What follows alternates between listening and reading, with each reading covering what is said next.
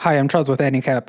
The story begins as a guy says that he needs talent. He wants to become somebody, and just one talent would be enough for him. He's willing to do whatever it takes, and he ends his own life. The next day, everyone at school talks about the strange petals that have been appearing all over the city. Our protagonist named Toya tells himself to focus and not to let the others distract him. The teacher introduces a new student, but the girl doesn't even acknowledge him. Her name is Haido, and she simply introduces herself to Toya. Toya doesn't think anything of it, and the class begins. Afterwards, Haido finds Toya again and looks deep into his eyes. She points out that his eyebrows are really tense, and he has bags under his eyes. Toya is startled, and he leaves so he won't be late for cram school. Haido speaks to someone named Newman and says that she understands now. After getting a good look at Toya, she can tell that he definitely has it in his eyes. Elsewhere, a girl is terrified as she has been captured by a lunatic. This guy tells her not to worry, but he ends her life soon after.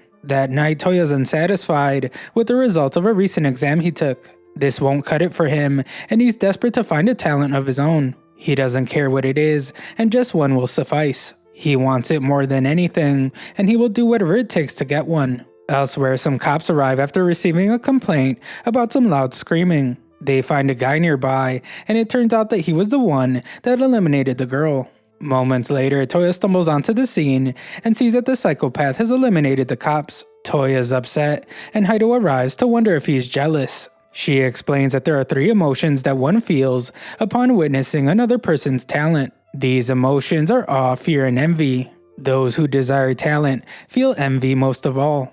Haido seems to know the psychopath named Fish, and she can tell that he's enjoying himself. Fish thanks her because he's truly grateful for them bestowing him with talent. As a show of gratitude, he plans to turn them into a delicious meal, and he attacks them. Our heroes get away, and Haido introduces Toya to Newman. She explains that there's an item that can resurrect the talents of a person's past lives, regardless of how useless they are in this one. She then wonders what Toya would do if he had the chance to use it. She calls it the branch of reincarnation, and she pulls out a blade. Toya tries to stop her from taking her own life, but it's too late. Haido uses the blade on herself and receives several talents. One of them is Disemboweler, and the other is Decapitator. Toya watches in disbelief, and he realizes that this is where the petals have been coming from. Haido immediately enters battle, and she slices right through Fish. Meanwhile, Newman explains that this is what reincarnation is. Using the branch of reincarnation, one can retrieve talents from their past lives. Those who have achieved reincarnation are called returners. As for the petals, they are proof that one has retrieved their talent from their former life. Even the most iconic heroes and unparalleled geniuses are still human. They must eventually perish, but death also brings new life. This means that the talents of history's greatest people are reborn in a cycle of reincarnation. The branch of reincarnation brings back talent from your former life, but it does not discriminate between talents. On one hand, you have the greats, who are the heroes of history, whose talent led to the betterment of humanity. On the other hand, there are people like Fish. They are the criminals, life enders, and dictators of this world, those whose talents brought harm to humanity. These people are called sinners, and they're reincarnated just the same. Newman warns that there's always a chance that a person's life will simply end after using the branch without reviving any talent at all. With all that said, Newman wonders if Toya will do it. He might not have any talent, and there's a chance that he could end up a sinner. Newman says that she wouldn't blame him for hesitating, but Toya simply smiles. Meanwhile, Fish antagonizes Haido by saying that her sword skills are lacking. She won't be insulted, and she invokes another talent. Fish is not impressed by her blade, but Haido reveals that she has many. Her next attack comes at a complete shock to him, and she eliminates Fish. Haido tells Newman that her mission is accomplished, and she's surprised to see that Toya's gone. Several petals swarm the area, and we see that they're coming from Toya.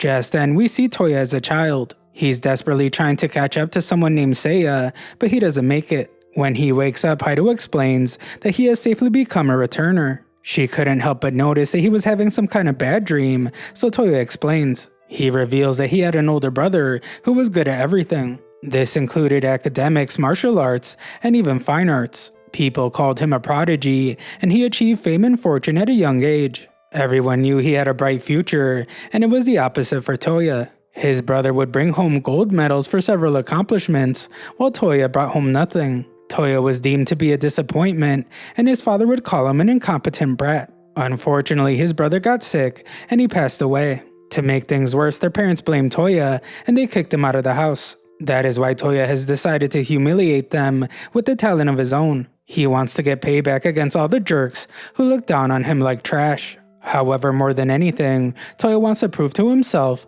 that he's capable of something. Afterwards, Haido takes Toya to meet Newman. She explains that the rest of their group is out on missions to eliminate evil returners. Newman explains again that the branch of reincarnation doesn't discriminate between talents. Their group has no problem with the talents of the great that benefit humanity. However, when the reincarnated talent belongs to those like fish who bring harm to humanity, they must be eradicated. That is one of their responsibilities as returners who have awakened the talents of a great. She says that a reincarnated talent is akin to a gift from the heavens. It's not something to be flaunted, but rather used for the betterment of humanity. With that out of the way, she says that she will have Toya join Haido on a new assignment. Their target is the sinner known as Vlad III. However, their goal is not simply to eliminate him. Newman is curious to learn something, so she wants Haido to distract the enemy and keep the battle going as long as possible. She needs to drag it out, and she can only eliminate him after 10 minutes. If it goes on any longer than that,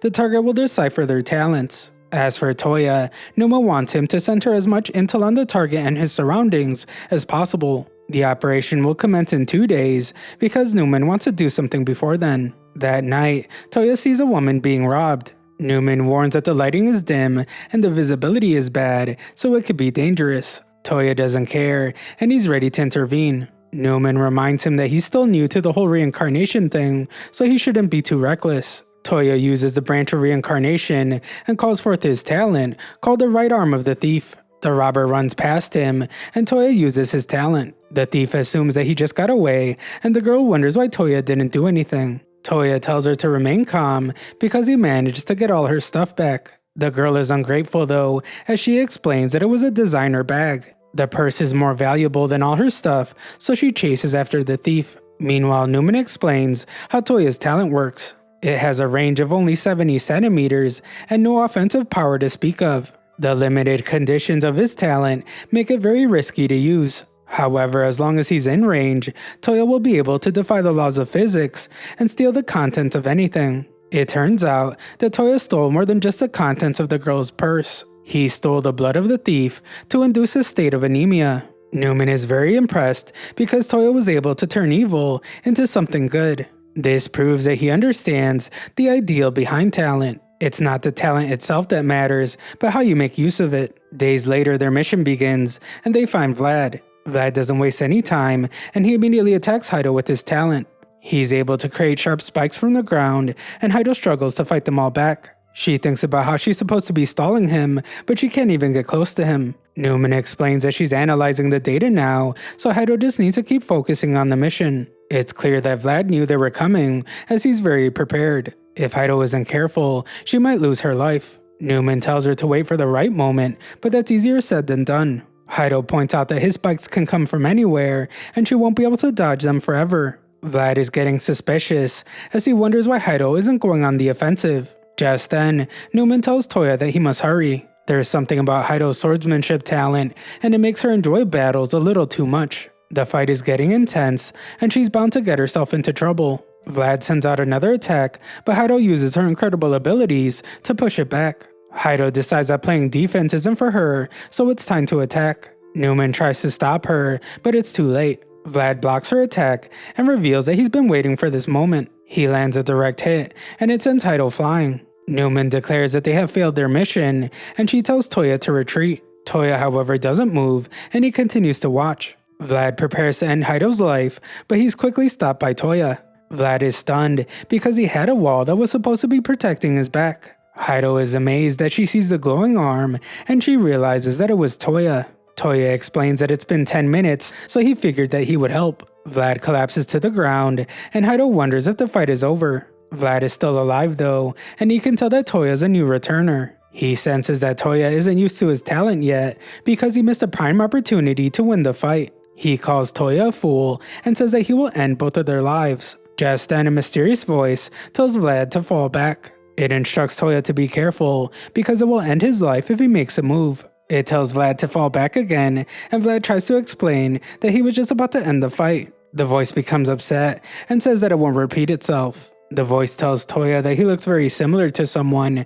and they leave. Their mission is complete, so Newman tells them to go home. A while later, Vlad finds Toya and calls him a thief. Toya turns off his phone so Newman won't hear, and Vlad demands for him to return something. Toya says that he doesn't know what he's talking about, but Vlad isn't buying it. Vlad tells him to stop messing with him because he knows that Toya was the one that stole his talent. Toya lets out an evil grin, and he wonders if Vlad told anyone about his missing talent. Vlad says that such a disgrace is too shameful to even mention, so he didn't tell anyone. That's exactly what Toya wanted to hear, and he says that it's time for Vlad's life to end. Toya uses the branch of reincarnation, but this time his other arm also takes a new form. He calls this Spoils of the Thief, and he uses a talent he stole from Vlad. It's called the Ultimate Impaler, and it ends Vlad's life. Toya says that he's grateful, and he assures Vlad that he will use his talent in ways he could never have dreamed of. Toya then declares that he isn't interested in contributing to humanity.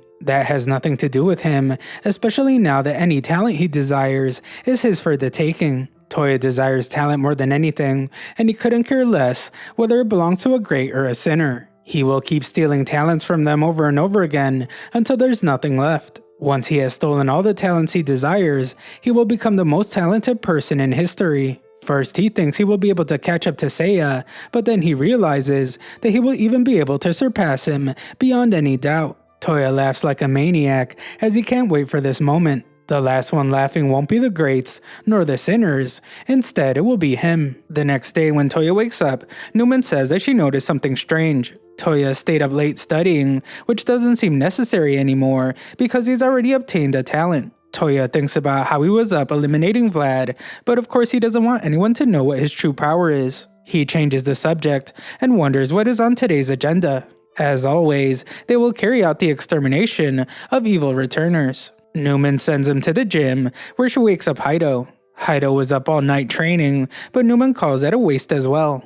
They have talents now, and those talents far surpass anything achievable through training. It's time for their mission, so Newman reveals that their target is a guy named Gacy. He dresses like a clown, and he lures in his victims. Newman tells them to be vigilant because they have already entered his territory. There are ropes everywhere, and Gacy appears with his first attack. Heido reincarnates herself, and Gacy can immediately tell that she's a close combat fighter. Gacy is sure that he can win as long as he keeps his distance. He's really confident and says that their lives ended the second they walked into his hunting grounds. His confidence quickly comes to an end as Heido darts right to him and ends his life. Newman scolds her though because the plan was to give Toya a chance to get some experience. Heido apologizes and Newman just tells him to retrieve Gacy's branch. Nearby, we see that our heroes are being watched. A group of mysterious soldiers were targeting Gacy, but now they switched their focus to our heroes. They're conducting a huge investigation,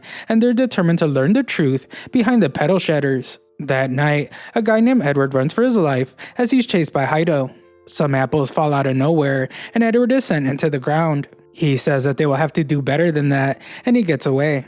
We see that a guy named Newton was the one that tried to stop him, and his talent is called the Fruit of Gravity. A girl named Einstein is with him, and her talent is spatial translocation. She teleports behind Edward, and then teleports away his arm. Newton wonders why she didn't just teleport his head off, so she explains that she isn't a brute. Soldiers are the ones that do the life ending, so she will leave that to the others. Another guy arrives with a gun to tell Edward that it's all over. Edward uses this opportunity, and he rips the guy's face and eyeballs off. He says that he will be another specimen for his collection, but the guy surprisingly gets up and shoots him. The guy compliments Edward's exquisite talent, but he wants to show his off as well. His name is Hiroshi, and his talent is called Undead Soldier. Edward tries to get away, but he is stopped by a huge group of clones. This guy's name is Dreesh, and his talent is called the Replicator. Heido joins the rest of the group, and Edward realizes who they are.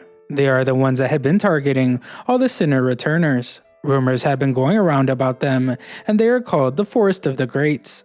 Edward's life is ended, and Newman commends everyone for doing a good job. They have completed another mission and recovered another branch of reincarnation. A girl named Nightingale wonders if anyone is hurt, and we learn that her talent is called the Angel of Healing. She embraces Hiroshi, and he begins to heal. Nightingale knows that Hiroshi is immortal, but she still tells him not to overdo it. Newton wishes that he could get the same treatment, and he regrets not letting himself get hurt. Haido then goes to speak with Toya, and tells him that he should have joined them. Toya says that he couldn't, because he was busy fixing the position and wiring of the monitors in their base. Haido's disappointed because Toya finally got his hands on the talent he dreamt of, but he's letting it go to waste just to do some chores. Toya says it's no big deal because he enjoys doing menial tasks. Newman is grateful for him doing this because they don't have many diligent people like him at the forest. There are a bunch of people here now, but this isn't even their full roster.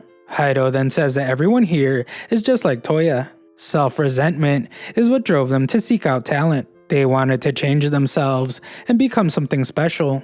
Just then, Ain says that she's against Toya being here. She tells the others to stop kidding themselves because Toya's talent isn't from one of the greats. Even worse, his talent is from a criminal. It's evil, and she says that Toya is not someone they can trust. Newman explains that he may have revived the talent of his past life, but it doesn't mean that he becomes the same person. Besides that, his talent comes from a person that was a Robin Hood-like figure to society. Ain isn't buying it, especially because he ran off with the branch the first time he encountered it. Newman doesn't hold that against him because he took the best course of action in pursuit of his goals. Haido breaks the tension and says that they should just see how things go for a while. Haido believes in Toya and he has her endorsement. Ain finally backs off and she agrees to wait. Afterwards, Haido wonders why Toya isn't more upset. He endured a lot of hardships to get his talent, and the others just wrote him off like it was nothing. Just then, Toya notices that the lights in his house are on.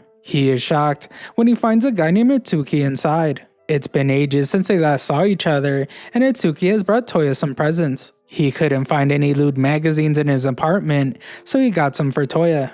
Toya says that he's just going to throw them out, and Itsuki says that he still hasn't changed. Toya is just as sarcastic as ever, and he still has bags under his eyes. Toya explains to Haido that Itsuki excelled in martial arts, so much so that he was called a child prodigy, just like his brother. Itsuki didn't let his abilities go to waste, and now he leads a special forces unit in the JSDF. After catching up, Itsuki explains why he's here. A little bird told him that Toya has been skipping school and his extracurricular activities. Itsuki came to check on him, but he realizes now that there was nothing to worry about. Itsuki determines that Toya has just found himself a girlfriend. Toya tries to clear things up, but Itsuki isn't buying it. He has known Toya since forever, and he can tell that Haido's the perfect fit for him. Haido wonders how long they've known each other, so Itsuki shows her a picture. It's from a long time ago, and it shows Itsuki and Toya with Toya's brother named Seiya.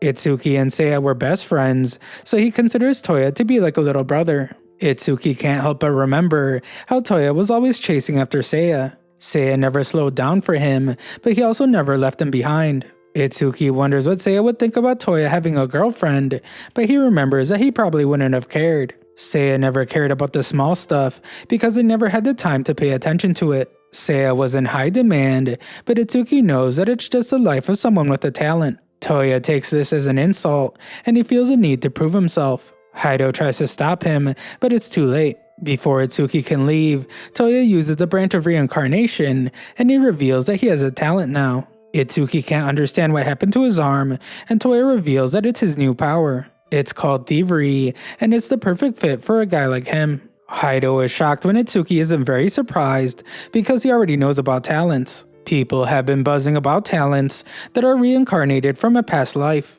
Itsuki calls it pathetic though, because Toya is so useless in his current life that he had to give up on his future and rely on the past. He calls it a joke, and he says that Toya is nothing but a loser. Surprisingly, Haido's the one to get upset, and she tells Itsuki to take it back. Itsuki doesn't back down, and he just says that losers come in pairs. Haido is furious, as she points out that he doesn't understand the sacrifices they made to get this far. Itsuki doesn't want to hear their excuses, and he says that excuses are for the weak. This really sets Haido off, and she begins to attack him. Itsuki is incredibly skilled though, and he easily pins her down. Itsuki says that she's lucky to be Toya's girlfriend, because he would have broken some of her bones if she wasn't. Before he leaves, Itsuki says that Seiya is probably rolling over in his grave, having to watch Toya turn into such a loser. Toya doesn't deny it, but he doesn't regret his decision one bit. He's confident that one day he will surpass Seiya with this new talent of his. Outside, the mysterious force from earlier welcomes back their captain. They wonder if they should proceed with their operation, but Itsuki cancels it. A guy named Yoshiki is disappointed because their targets would have proven to be valuable samples. Itsuki tells him to pipe down because he already has a sample to work with. Meanwhile, Haido is still in shock because she couldn't do anything against Itsuki. He was unbelievably fast, and he pinned her down like a pro. No normal person could do that, so she says that it must be nice to possess all that natural talent. Haido explains that before obtaining her talent, she was just a normal girl. She was abandoned as a baby, and she grew up in an orphanage. The other kids were really mean to her, and her having different colored hair and eyes didn't make things any better. She cried every night, and the staff pretended not to notice. The hate in her heart kept growing, and she wanted to make them all pay.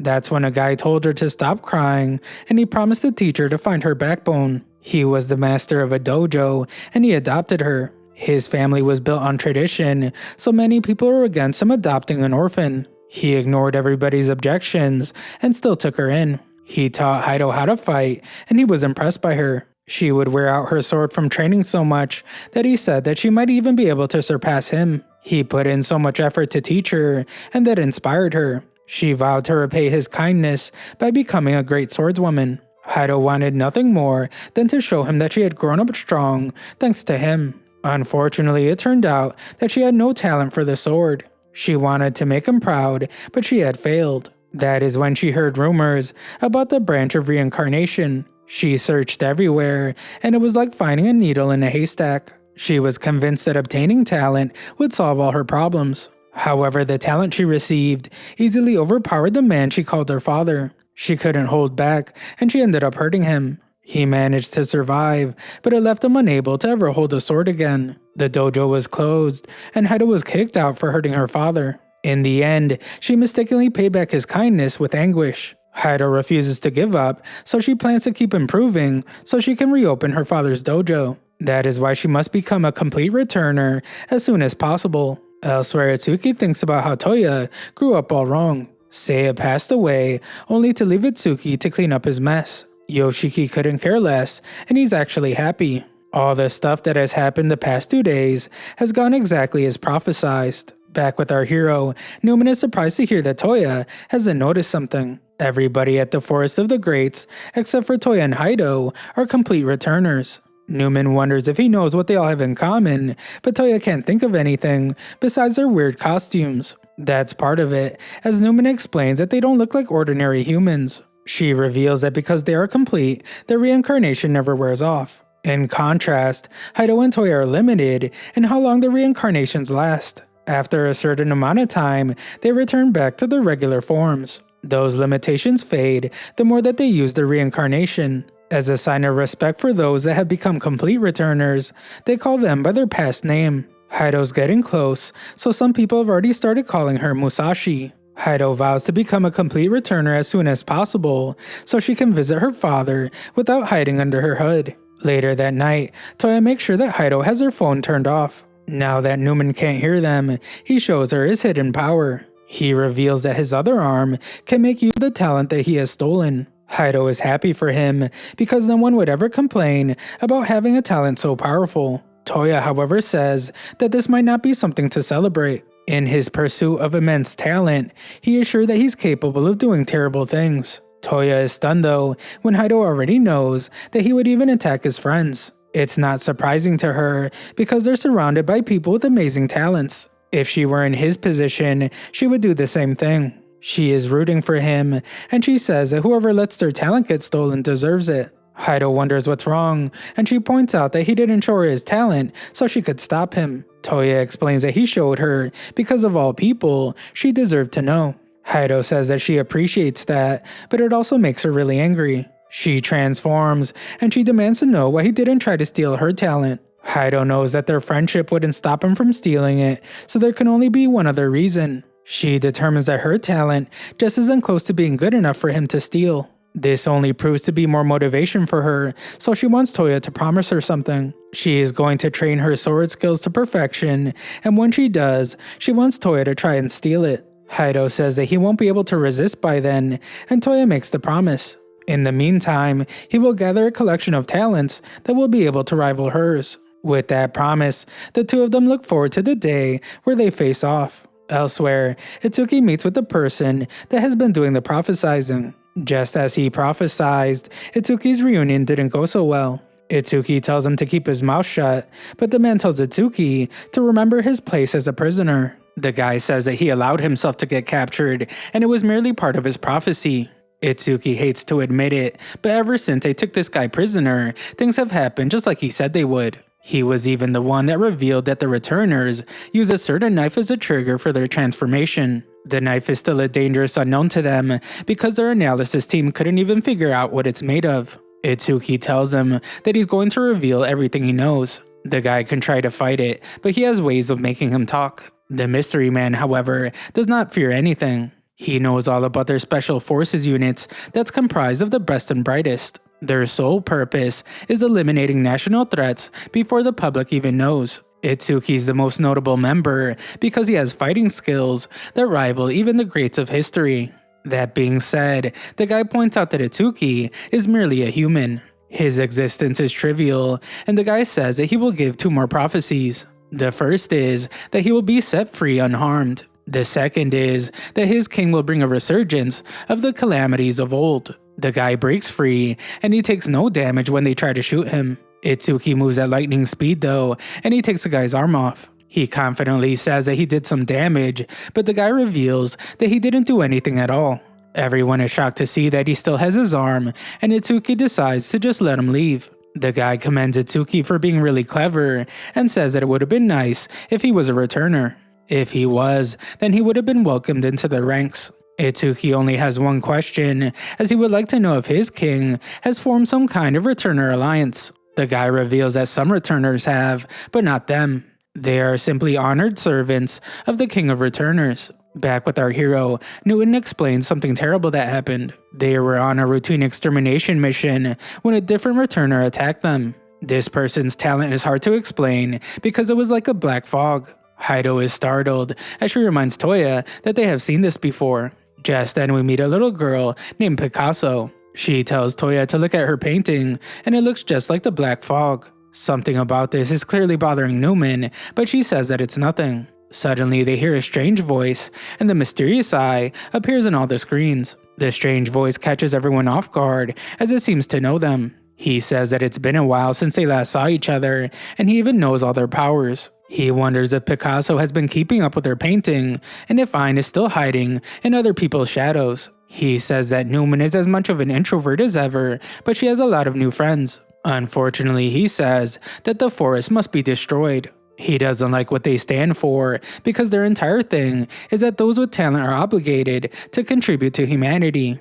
Also, they say that anyone with an evil talent must be exterminated. This guy hates that idea, as he believes that talent should be a thing of freedom. His final message is that he will send them all back into the vortex of reincarnation that they came from. After he leaves, Newman says that this just confirmed everything. This mysterious guy is the one behind all the sinner activity. Ayn is furious, as she can't believe that this guy is still alive. Ayn doesn't get shaken very easily, so the newer members determine that this must be pretty serious. Newman reveals that the guy's name is Yang Yu, and he's known as the Tyrant King. He possesses one of the strongest combat-oriented talents among returners, and he was one of the founding members of the Forest of the Greats. Newman goes on to reveal that their group started with just 5 members. Ayn tries to stop her from talking about it, but she has already made her decision. She reveals that they once had a leader. He never talked about himself, but he was always worried about others. It was all his idea for people with talents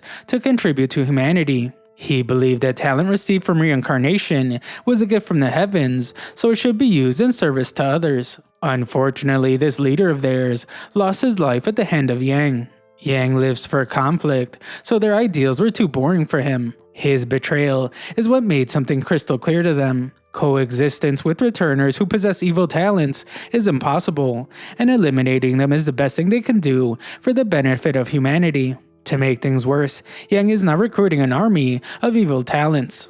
Their goal is to commit genocide and start wars. Basically, they want to recreate every historical calamity all at once. Ayn can't contain her anger because she thought that she had eliminated Yang. She can't let him live, so she vows to end his life the next chance she gets. This makes Toya realize that this was not the first time they met as enemies. Newman says that he's correct because when Yang first left the forest, they hit him with a surprise attack. The fight quickly ended as they thought that they eliminated him. Ayn says that she will fight him alone if she has to, but Newton says that he can't allow that. They don't know how many he has recruited already, and it would be reckless to charge in alone. Ayn shuts him up because Yang has to be stopped. Newton agrees with her, but he just wants them to do it as a team. He doesn't know how deep her hatred for Yang is, and he says that he won't ask for details either. Instead, he just tells her to look around. Everyone here has a talent just like she does, and they can win as long as they fight together. Newman agrees and says that this is their chance to wipe out all sinners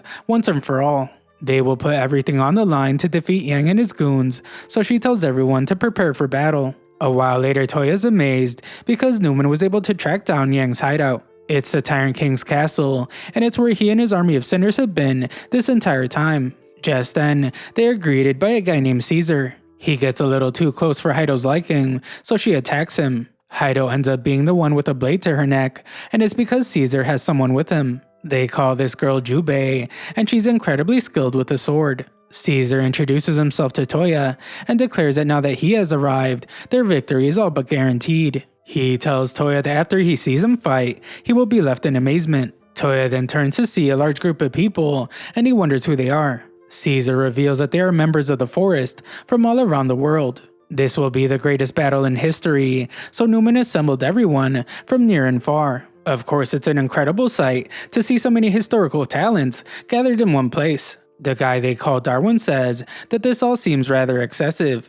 The sinners are a species doomed to extinction, so they could just let nature run its course. Fisher is there as well, and he agrees with him. The reincarnation of the Wright brothers are actually twin sisters, and they're okay with doing whatever their sibling thinks. The cat named Schrodinger, however, has a different opinion. He thinks that they're better off just hunting Yang individually instead of gathering all their forces. As for our hero, he couldn't ask for a better situation. The out-of-towners don't seem to like teamwork very much, and this is perfect for his secret plan. Toya thinks about how he couldn't care less about who wins this battle. His goal is simply to steal as many talents as possible during all the chaos. Newman tells everyone that if they insist on doing things their own way, then she won't stop them. They can attack however they want, but they must use one of the 3 routes. Hiroshi steps up to tell Newman that he will capture the Earth Fort and advance to the main castle. To do this, he would like to have Toya on his team. Toya can only wonder why,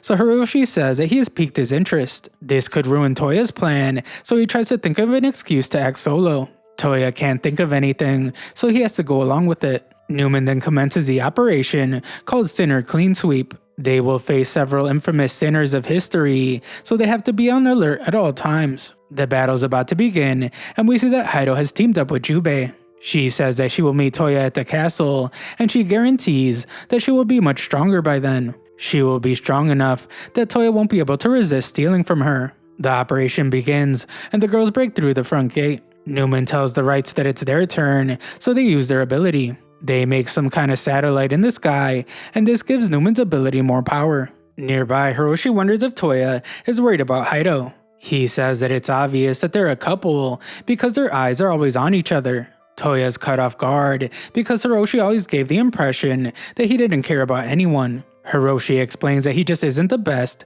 at expressing his feelings. Toya says that there's nothing going on between him and Heido, but he saw how Hiroshi was around Nightingale. The two of them seem very close, so he wonders if Hiroshi's dating her. Just then, Toya stops himself as he remembers that getting personal only leads to attachments. He doesn't want to hesitate when the time comes for him to betray someone, so he can't get close to them. Toya then reminds himself to stay focused on stealing and ending lives. Just then, Toya is attacked by a giant beast, and Hiroshi has to rescue him. This is only the beginning, as we see that the others have encountered the enemy as well. The one attacking our hero is called DeSalvo the Strangler. There's also Chikatilo the Red Ripper, Wild Bill Hickok, Aizoa Kota the Manslayer, and Jahingar the World Seizor. Newman is impressed, as they're all infamous sinners. Nightingale wonders if they should send a signal, but Newman says that it won't be necessary. In the woods, Schrodinger is heavily outnumbered, and he ends up getting shot. He's still unimpressed because he was expecting to fight someone with an interesting talent. Unfortunately, he just got this guy that's only fast with a quick draw. Bill doesn't say a single word, and he shoots the cat in the head. Bill wishes that he would have gotten more of a challenge, but he is shocked when he turns to find that all his men have been eliminated by Schrodinger. Schrodinger explains that it's true that Bill shot him and ended his life. However, in an alternative world, there was another Schrodinger who didn't get hit by the bullet and survived. Schrodinger simply explains that he chose that version of himself. Bill has no clue what he's talking about, so he simply fires away. Schrodinger remains untouched, and this only confuses Bill even more. Schrodinger admits that he isn't very good at shooting, but it doesn't matter. He wonders if Bill knows why, but of course he doesn't. Schrodinger reveals that no matter how small the probability is of hitting him, he can freely choose a version of Bill that takes a fatal hit from his gun. Schrodinger fires just one shot, and Bill's life is ended. Nearby, Chikatilo attacks Darwin. Darwin moves at an insane speed and reveals his ability, called evolutionary theory. It's extremely overpowered, as it allows him to evolve however he pleases. He declares that only those who can evolve will survive in this world. Elsewhere, Fisher finishes his battle against Jahangir, and he thanks his knights and queen. As for Haido, she is frustrated because Jubei keeps stealing the strongest opponents. She wishes that Jubei would just run around pointlessly, the same way Caesar is. Caesar tries to stop them from arguing, but they just move on. Back with our hero, Hiroshi has to help him dodge attacks. DeSalvo's an absolute brute, and he's obsessed with strangling. Toya determines that he has to do something, but Hiroshi tells him not to use his talent. Their key to victory will be running around to buy some time. He then uses his skills as a soldier to take out some of the minions, and he says that they can't stay in one spot. They will get surrounded, so he tells Toya to run around and draw their attention. Just then, Hiroshi's the one to be attacked, and Toya has to save him. Toya prepares to reincarnate, but he stops when DeSalvo is defeated. It turns out that they had a third teammate named Fabre. Toya has no clue who Hiroshi is talking to, and he doesn't see this Fabre person anywhere. Hiroshi reveals that Fabre's talent is stealth. He can disappear completely to the eye, the ear, and even the nose. He hasn't been visible a single time, but he has been with them all along. As for his attack, he wields a syringe filled with pesticide. It's so potent that no living thing could hope to survive. Since Hiroshi is immortal, he serves as a distraction in battle. Then the undetectable Fabre carries out a sneak attack. Hiroshi says that this makes them the perfect team, but he is startled when he sees that Toya is in his own world. Toya is excited because this is exactly what he needs. If he steals Fabre's ability, he could become completely invisible. Then he will be able to use his right arm to steal any talent he wants without anyone even knowing. It won't be easy to steal though, so Toya tries to think of a way to find Fabre. Just then, Hiroshi's contacted by Newman. He says that things are going smoothly because Toya is not aware that he's keeping tabs on him. It turns out that Newman told him to watch Toya because she suspects that he might be a spy. She isn't sure yet, but Toya has been regularly turning off his phone. He also seems overly interested in the talents of other members. Hiroshi can't deny that, but Toya also risks his life to save him. Hiroshi's talent is immortality, so no one ever bothers to protect him. He's pretty much a meat shield, so Toya's the only person to ever help him. Newman is no fool though, as she suspects that Toya could be putting on an act to win them over. There's no way to say for sure, so she tells Hiroshi to be careful. Elsewhere, a sniper says that he will avenge his comrades. He fires a shot at the Wright sisters, but he is shocked when it doesn't land. That should have been impossible, because he timed his shot perfectly with the clock. He fires again, and this time he hits their wing. They inform Newman, and she tells them not to worry. They can stay right where they are, because Heiha the White Death has them covered.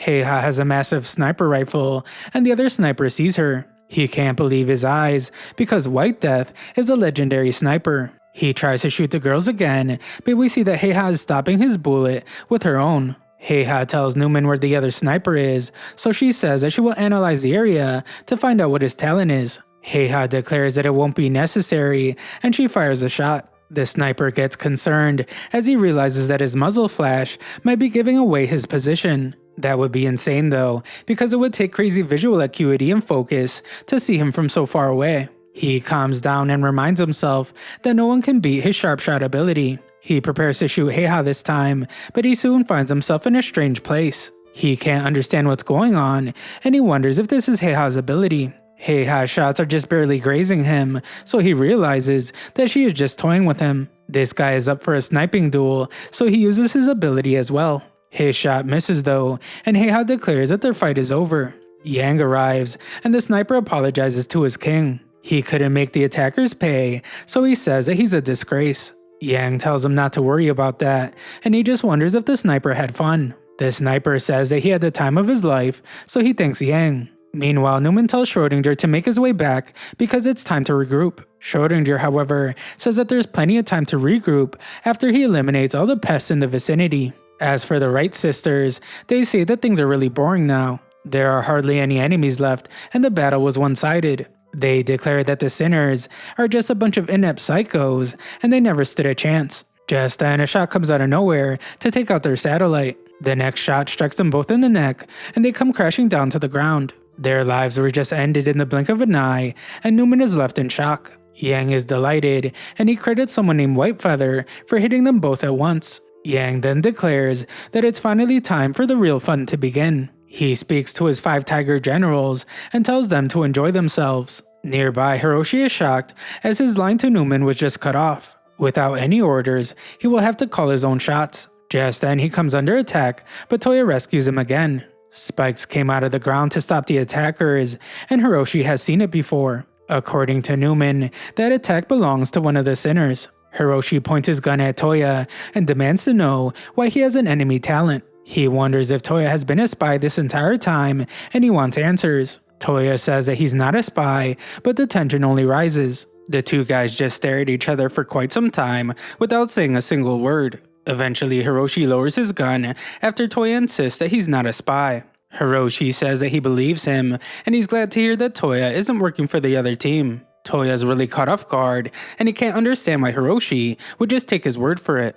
Hiroshi explains that the situation forced Toya to reveal his secret that he was keeping from his friends, but unlike Newman, Hiroshi's not the analytical type. He would hate to doubt someone who went out of their way to save him twice, so he asks Toya to just fill him in. Toya keeps it simple and says that everything he has done is to surpass his brother. Collecting talents and lying to everyone, it's all been for his goal to be better than his sibling. Hiroshi says that Newman would faint if she heard that, but he's already made up his mind. Hiroshi gives Toya his full support, and Toya's stunned. Hiroshi says that he won't just hand over his talent though, and Toya's welcome to try and take it by force. Toya still doesn't get it, but Hiroshi says that he has just taken a shine to him. As they move out, Hiroshi thinks to himself about what he has observed. It's become pretty clear to him that Toya hasn't even realized the truth about himself. He says that Toya is a contradiction in the flesh because he is just as soft-hearted as he is greedy for talent. Not only did Toya answer his questions honestly, but he also defended him despite the potential disadvantages. Hiroshi says that this just proves that Toya is still human. Just then, Toya wonders what drove Hiroshi to seek out talent. Hiroshi simply says that he is sorry because he has forgotten everything from when he was human.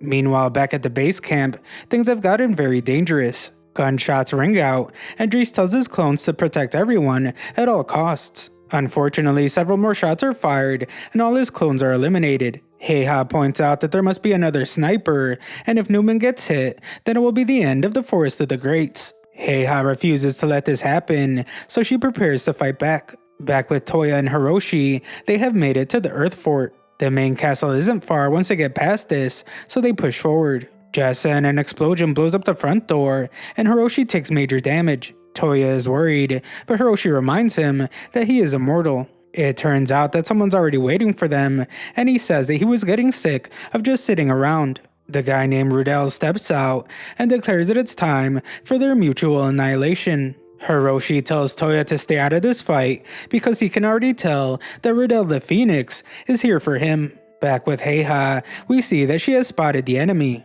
She uses her talent called White Hell to change her surrounding area once again. Heiha says that she has successfully lured in the enemy, and now all she has to do is eliminate him. She wonders if she saw what she thought she did, but determines that it would be impossible. She tries to focus on her enemy, but she can't find him anymore. Just then, he appears right next to her and points out that her barrel is a bit too long. He explains that it leaves her helpless once someone gets up close and personal. Furthermore, he believes that she relies too heavily on her scope. With talents like hers, the iron sights are really all she needs. Heiha's completely stunned, and she can't understand why a sniper would want to get this close. The man is intrigued by her talent because she has created a dimension of compressed consciousness. While in here, the flow of time outside slows down to a stop. Heiha sees white feathers coming off of him, so she wonders if his name is Hathcock. He confirms it and says hello to Heiha.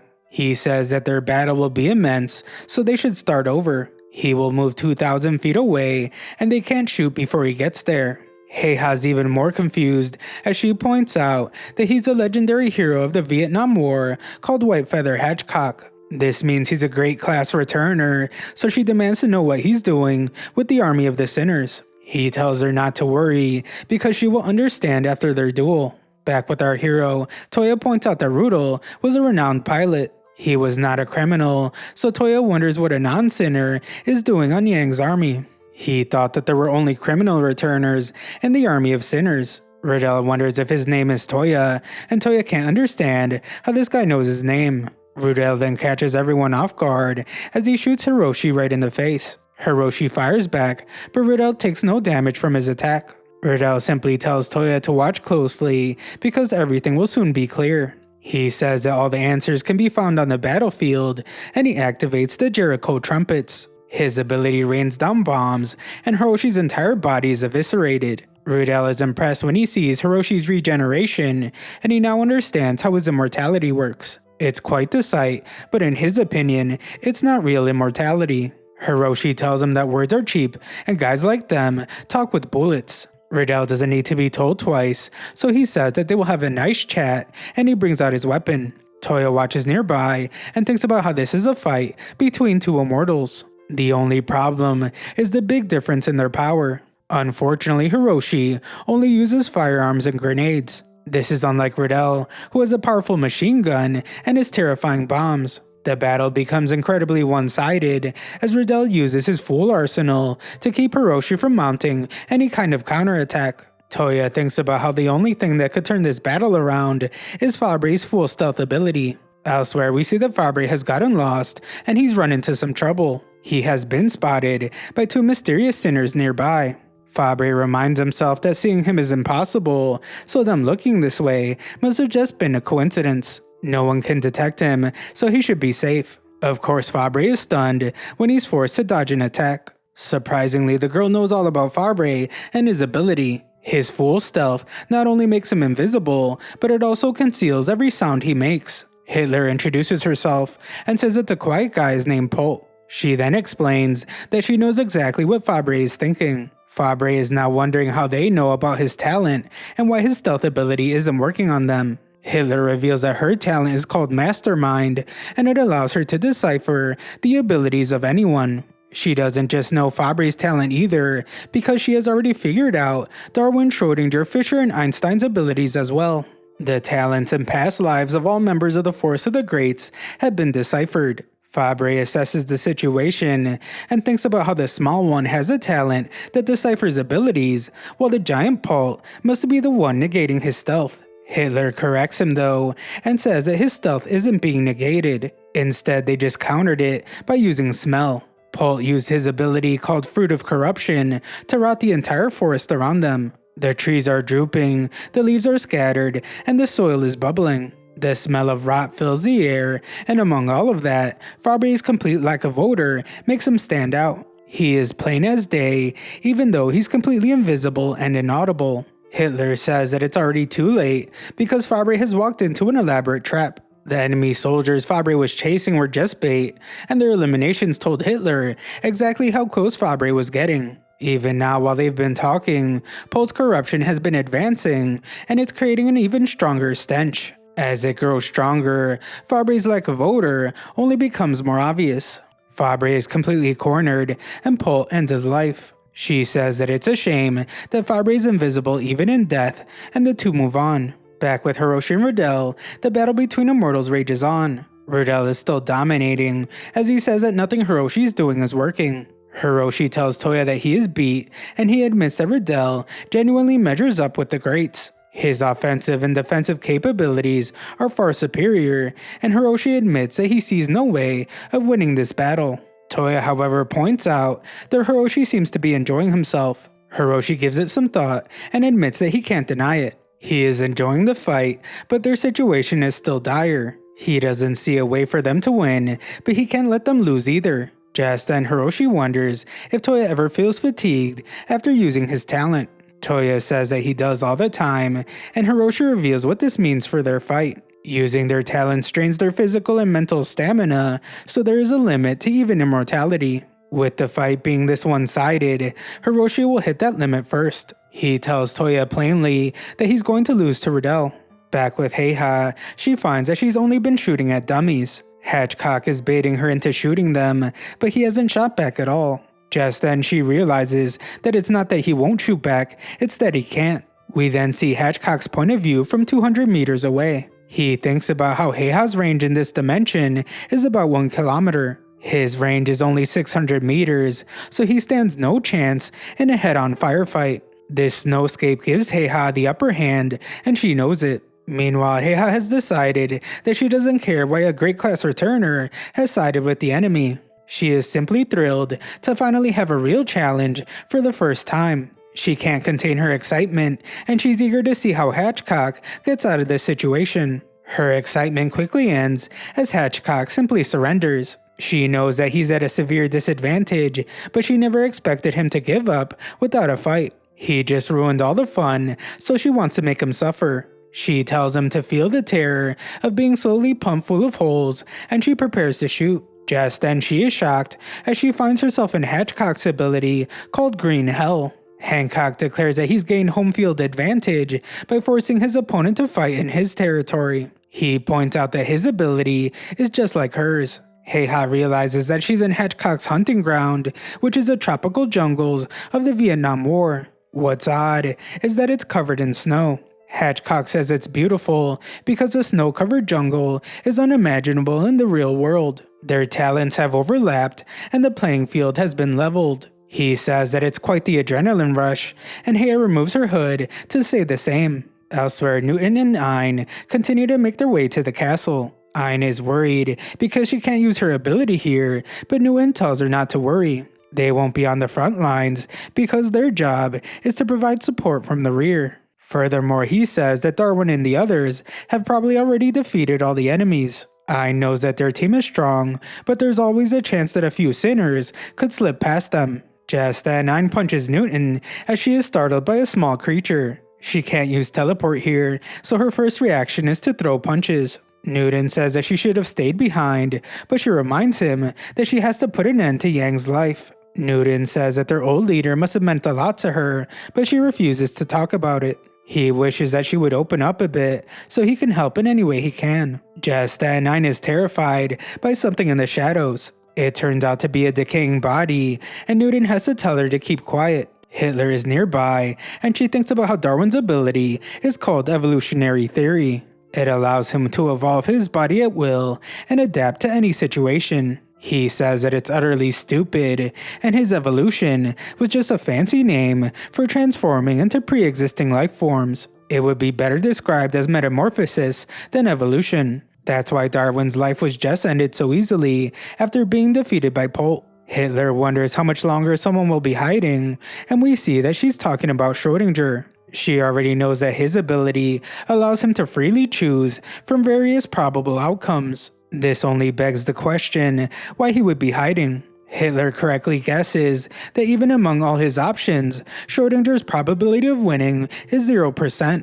This means that he's helpless without any favorable outcomes to choose from. Victory would be his if he even had just a 1% chance, but that's not the case here. Hitler has figured it all out, but Schrödinger declares that he hasn't been defeated. Unfortunately, the second he reveals himself, he's completely demolished. An attack from Fischer nearly strikes Polt, but it doesn't work. Hitler commends Fischer's efforts because he used an incredible tactic. Sacrificing a pawn to defeat your opponent is a fundamental part of chess. Hitler already knows that he is Fischer, and his talent is called the Divine White Army.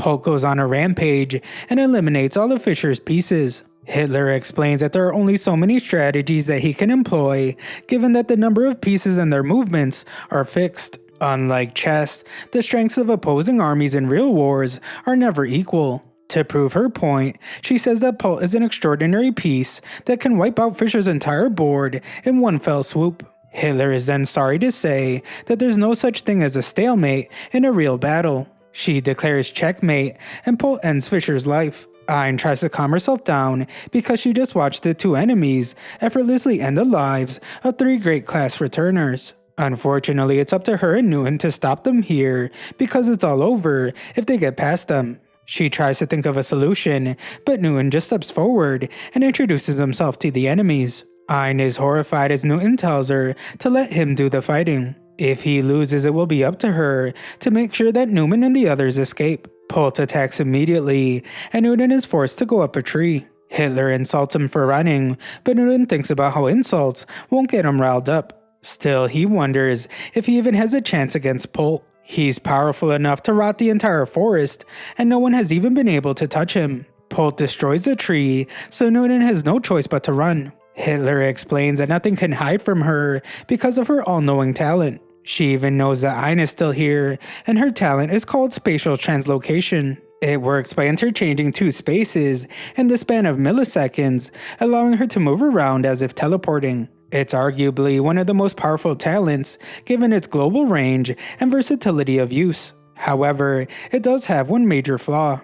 Ein cannot teleport to unknown locations. Her options are limited to coordinates that she has already registered by traveling to on foot. That's why she was in the rear of the fight, widening the range of locations that she could teleport to. Ein is horrified because Hitler knows about everything they have done, right down to the most minute detail. Newton can tell that things are getting bad because Ein is all shaken up. He notices the same creature from before, and he wonders why it's here. Newton picks it up, and he is shocked when he finally realizes something. Polk moves in to end Ein's life, but Newton pushes him back. He then has to tell Ein not to let them get in her head. Hitler's finally the one to be surprised because Newton managed to hit Polk from his blind spot. That shouldn't be possible, and she wonders if Newton has figured out what's going on. Newton reveals that he was able to find Polk's blind spot by looking through Polk's own eyes. He pulls the weasel out of his jacket and explains that it's what gave Polk away. He noticed that the weasel had been following them and had a seal on its belly. When Newton touched the seal, he was able to see through someone else's eyes. He's figured out that Hitler's talent allows any life form touching her seal to share their senses with her. Hitler had placed these seals on animals and insects in the forest beforehand so she could watch their every move. This is how Polk was able to attack with such precision, even when they were hiding. Hitler also put her seals on all the foot soldiers they battled, which gave her a front row seat whenever the greats used their talents. This is how she was able to decipher all of their abilities. Ein never used her ability, so she wonders how Hitler knew about hers. Newton reminds her that Yang knew the greats personally, and he must have shared the details with the sinners. Newton calls Hitler's all-knowing talent a fraud, but Hitler remains unfazed. She says that knowing all this doesn't change their fate. They won't be able to eliminate every animal and insect in the forest, and they can't stop Polk's corruption either.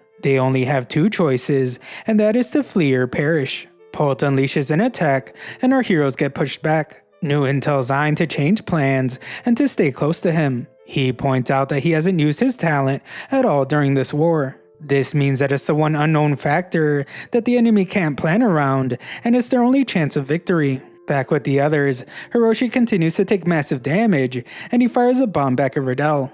Riddell is quite impressed because Hiroshi just tossed a 250 kilogram bomb like it was nothing. Their fierce battle continues, and Riddell admits that Hiroshi fights well as an immortal. Unfortunately, he points out that the speed of Hiroshi's regeneration is slowing down. Hiroshi retorts that Riddell is starting to get some scratches as well, which means that the extent of his mortality is finally showing itself. Toya watches on completely confused because Hiroshi's doing nothing but charging in recklessly. He's attacking without any thought and using nothing but his rifles and fists. This isn't like him, and Toya can't understand what happened to the cool-headed soldier he knows. Hiroshi then explains what he remembers from his past. When he first came to, flower petals were falling from his neck. Oddly enough, he knew that his talent had been awakened. The trade-off was that all his memories were a blur, but he decided that there was no need to dwell on it. It wasn't long before he was recruited by the Force of the Greats, who wanted him to join their fight to help humanity. Hiroshi accepted, and he was overcome with emotion at becoming one of the Greats. He wondered what his purpose was, but Newman told him not to worry. The world is always brimming with conflict, so there would always be something for him to do. Newman deployed him into battlegrounds all around the world, just like the real Hiroshi Funesaka. Fighting on the battlefield left him with no doubts, and it was clear that he had truly become one of the greats. Hiroshi was an undying monster, and he single-handedly wiped out entire forces. He said that if what he was doing was helping humanity, then it was well worth joining the greats. Hiroshi told himself to tread forward and pave the way to greatness. Strangely though, he began to miss his long-forgotten past, and a quiet boredom began to settle in. Back to the present, Toya can no longer stand by and watch Hiroshi get torn apart over and over again. He steps into the fight, and Riddell tells him that it would be best if he stayed out of this. Toya can't understand what's going on as he realizes that Riddell isn't attacking him directly. It doesn't make any sense, so there has to be a reason beyond just wanting to keep this a duel between immortals. Toya isn't sure what the reason is, but it might be something that they can take advantage of. He tells Hiroshi that they still stand a chance, and he doesn't need to fight to the death anymore. Hiroshi really struggles to understand, so Toya urges him to think about the reason he has to live. These words manage to reach him as Hiroshi realizes something. This snaps him out of his reckless mindset, and he thanks Toya. He tells him to sit tight and watch because he doesn't need to intervene anymore. Hiroshi then turns to Riddell and tells him that he's grateful. Fighting this battle has finally helped him understand what has been eating at him. He has realized that he was never truly one of the greats, and he never wanted to help humanity. All he ever wanted was to fight. A brutal and honest battle like this one, where both fighters grind each other down to nothing. Riddell says that he feels the same, and it's exactly why he chose to fight the Force of the Greats. He knew it would guarantee him a fight against one of the greats. He tells Hiroshi not to worry because hungering for the thrill of battle is only natural. This idea that greats must have conviction and ambition is total nonsense. He declares that the only thing that the petals gave them was talent. He points out that talent alone doesn't make anyone great. Most returners get consumed by the names and talents of the past, and their actions are fueled by delusion. Hiroshi wonders what they really are, and Riddell can't even be sure. What he does know is that they're not human, and they have lost everything. The people they used to be cut their own throats in pursuit of talent. It came at the cost of their memories, and even their names. They will never know what those people wished to accomplish, or whose approval they were seeking. However, Riddell says that Toya's different. He's an incomplete returner, and Riddell reveals that Yang gave his army a specific order not to harm anyone that still retains their modern name. Yang even mentioned Toya specifically by his name. Hiroshi can only wonder why, but Riddell doesn't even know. All he can say is that Toya's still human, and he still has a future beyond his talent. Hiroshi says that it's truly enviable, and Riddell agrees with him. The two then wonder what their previous names were, and they agree that they were probably just ordinary ones. Toya watches nearby, and he can't believe that they're just talking. Just then they both agree that they're tired of being immortal. They decide to finish this fight for themselves and no one else. There's no better outcome than death for either of them, so they charge at each other one final time. Elsewhere, we see that Heiha has somehow ended Hathcock's life. The sinners can't believe it, but Yang tells them not to worry. Hathcock took Heiha down with him, and it's just proof of how good of a sharpshooter he was. They then watch as Newman wonders if there's anything Nightingale can do to help Heiha. Unfortunately, it's too late, as her life has come to an end. One of the sinners wonders if there's something bothering Yang, and she says that she can end the life of whoever's making him sad. Yang explains that he's actually happy because Hathcock's life was ended by a worthy opponent. Nearby, Heido announces her arrival, but she's surprised to see that no one's in this fort. Caesar offers to go with Heido when she goes to look for the enemy, but Jubei says that she can handle herself. Caesar's surprised because he didn't think she would acknowledge a rival like Heido. Jubei simply explains that she never lets her personal feelings get in the way of judging strength. This makes Caesar wonder who is stronger between the two girls. Jubei of course chooses herself, but it would be anyone's guess who would win in a fight between them if it dragged on for too long. Haido is an incomplete returner, which means she has hidden potential. Jubei then explains that she can't help but feel that something isn't right. Besides there being no enemies here, this place is far too exposed to serve as a fort. Caesar wonders if it was built to resemble the Colosseum. Jubei knows about the Roman Colosseum, but she doesn't understand why the sinners would model their fort after an arena. Just then, Caesar catches her off guard and plunges his blade through her chest. Caesar explains that they built it this way because the Colosseum is a great place to end lives. Back with Hiroshi, he says that he wants to ask Riddell something before they continue. Some greats are suspicious of Toya being a spy, and he wants to know the truth. According to their intel, Yang's powerful 5 Tiger generals are among the ranks of the army of the sinners. Riddell confirms this and reveals that the last of the 5 is an undercover operative in the Forest of the Greats. Hiroshi wonders if it's not Toya, then who could the spy be? Riddell reveals that it's the hero of Rome who carved his name into history with both pen and sword. He is the most powerful returner of all the 5 Tiger generals. Caesar has finished his transformation, and Haido watches in shock. Jubei's life was ended, and Caesar says that the dice was cast long ago. He thought that being the one doing the betraying would taste sweet, but he realizes now that it's not all it's hyped up to be. Haido attacks him immediately and calls him a traitor. Caesar easily pushes her back, and she wonders how he was able to fling her so far away. Caesar declares that it was quite foolish of her to rush into close quarters against him. This is especially true because of the weapon he wields. He explains that the longsword was standard for Knights of the Crusades all the way up to the 100 Years' War. Even now it continues to be an incredibly versatile weapon. He goes on to say that half-swording is a stance in which by holding the blade, the user can engage in close-quarter combat. Caesar keeps explaining how great it is, but Haido quickly knocks it away. He catches her off guard though by catching the blade and using it to push her back. He explains that Mordschlag is a technique in which one uses their sword as a bludgeon. He declares that Haido doesn't stand a chance because there are still countless ways that he can attack with his longsword. Unfortunately for her, it's not nearly the only weapon from the West. Caesar then shows more of his incredible power as he rolls several dice. Each land on a different number, and each number summons a different weapon. His ability is called the Hero's Testament, and it allows him to wield any weapon to its fullest potential. He then runs through every weapon in his arsenal, one by one. He uses the massive Zweihander, the lightning-fast hilt rapier, and the unblockable Shotel, and Haido has no hopes of fighting back. Caesar uses the destructive Swordbreaker dagger, and he absolutely destroys Haido. She is losing the fight badly,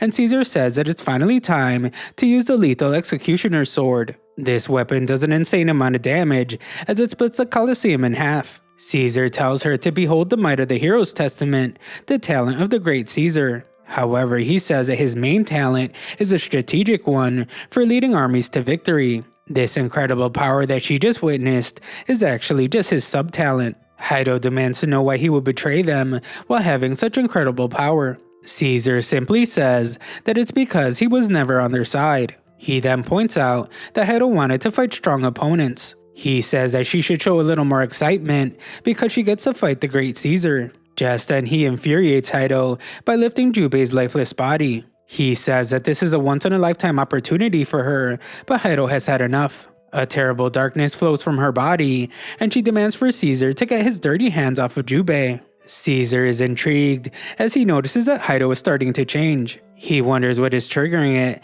and he decides to disobey Yang's orders. He won't be able to hold back because he wants to see for himself what an incomplete returner is capable of. Meanwhile, Ein and Newton are still dealing with Hitler and Pult. The two of them antagonize the big guy and dodge his attacks. Hitler takes her time as she carefully observes Ein's spatial translocation. It's nearly impossible to catch them when running is their entire strategy. To make things more difficult, they're staying just outside of the corruption range. Newton has figured out that the range of Pult's corruption is limited to a radius of 6 meters. It also takes him over a second before he can activate it. On the other hand, Newton's Fruit of Gravity ability covers a radius of 4 meters. This means that there's an instant death range of 2 meters. Newton and Ein are at a severe disadvantage, but he believes that they still have a chance. Newton continues to antagonize Pult by saying that he couldn't hit the broadside of a barn. Ein joins in and calls Pult a big dummy. Newton has also figured out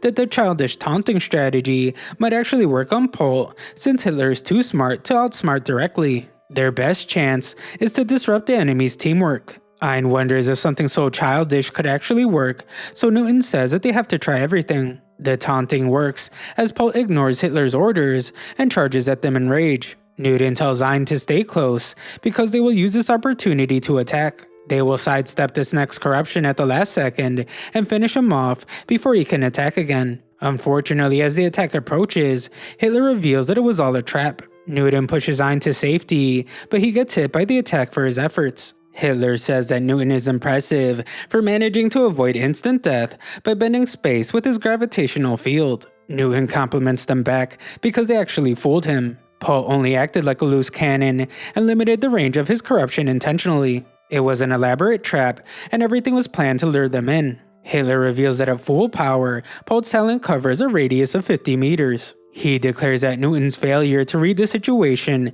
from the first move means he never stood a chance. Newton realizes that they were toying with them from the start, and he apologizes to Ein. He takes full responsibility, and he tells Ein to take care of Newman for him. Just then, Ein teleports in front of him, and Hitler wonders if that's really a good idea. Newton tells her to run away, but she silences him. He tries to remind her that if her life ends here, then she will never get her revenge. Of course, Ein knows that, but she still refuses to give up. Just then, Polt takes a hold of her and throws her at Newton. For some strange reason, Hitler says that they should just call it a draw.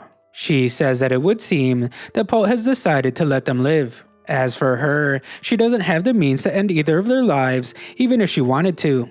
Meanwhile, Ein and Newton have lost their ability to fight. This is the definition of a draw, so Hitler says that they should accept it. Ein is furious because she doesn't want to be pitied like this. Newton calms her down and tells Hitler that if they let them go, then they will just keep coming to attack them. They won't give up on defeating the sinners until the battle is over. Hitler shocks them when she reveals that it won't be necessary. The reason is because this battle will end with the complete annihilation of Yang's army. This was actually their intention before the fight even began. Of course, it's irritating to just let everything go according to the plan of the greats. That's why they wanted to take as many of them down with them as possible. However, Ein and Newton don't have blind faith in their talents like the rest of them. Instead, they resort to using trickery and running away.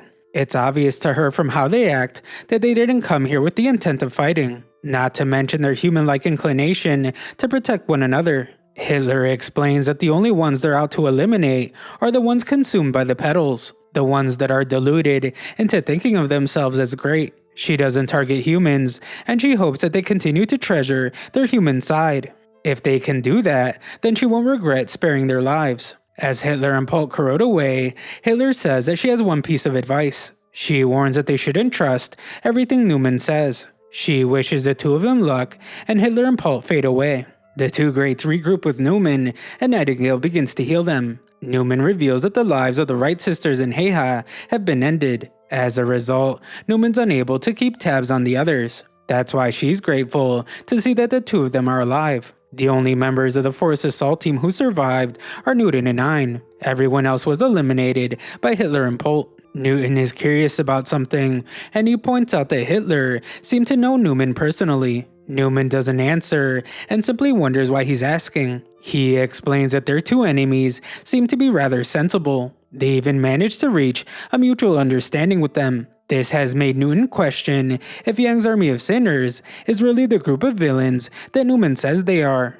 Newman is disappointed and says that he's just letting the enemy brainwash him. Newman explains that he's just considering all possibilities. He also brings up how strange it is that if causing global chaos was really Yang's goal, they could have easily done it already. All they would have to do is divide their forces across the world and run rampant. Instead, they brought their entire army to an uninhabited area and just waited for the greats. Yang himself never even showed up, and Ai knows this because she would have been able to sense his presence. If he really wanted to battle, why wouldn't he be leading from the front lines? Newton is beginning to think that the Sinner Army is not an organization simply out to create chaos. The only thing that makes sense is that they have an ulterior motive for this battle. He wonders if someone forced them into this war. Ein says that she was driven by rage at first, but when she thinks about it, a lot of things don't add up. She tells Newman to explain everything she knows because she wants to find out what's really going on. She warns that if Newman doesn't tell them,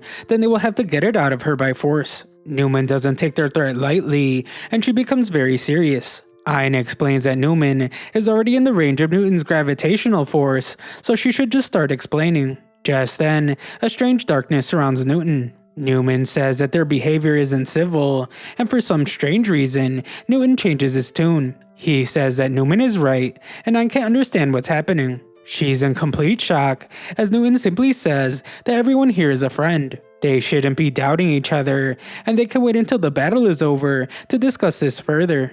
Ayn wonders what happened to him, because this wasn't part of their plan. Newton simply says that Ayn is still injured, so she should have Nightingale take care of her.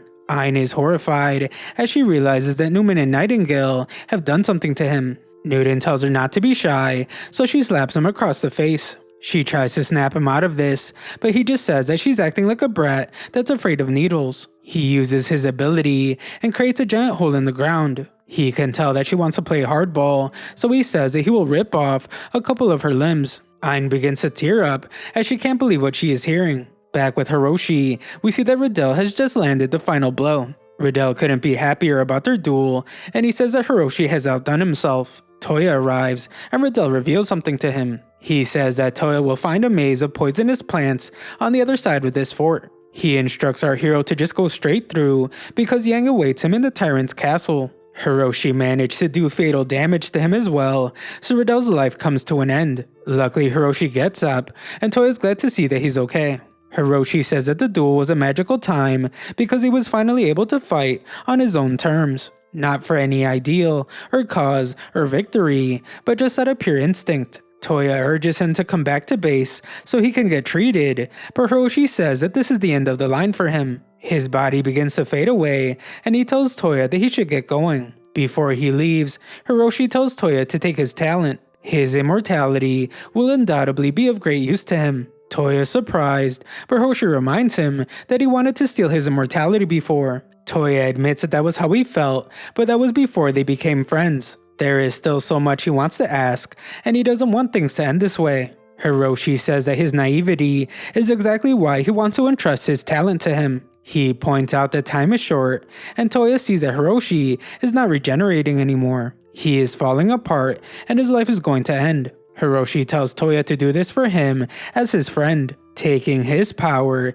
is the one and only favor he wants. As his final act, Hiroshi tells Toya that needing multiple returner talents just to surpass his brother says a lot about what kind of person Seiya must have been. He then wishes Toya good luck, and the two say their farewells. Toya takes Hiroshi's talent, and he passes away. The talent called Harkening Soul now belongs to Toya. After taking in everything that just happened, Toya reminds himself to keep moving forward. He arrives at a graveyard and realizes that the castle is surrounded by graves. For some reason, the names of greats are written on the tombstones. One name catches his attention because it's Hiroshi's. Toya forces himself not to think about it and reminds himself to focus on moving forward. To motivate himself, he remembers all the humiliation he used to face. In the castle, Yang points out that they lost their eyes when Hitler was defeated. They can't see anything now, and they have no idea if who they're waiting for will show up. The prophecy guy says that he will make another prophecy,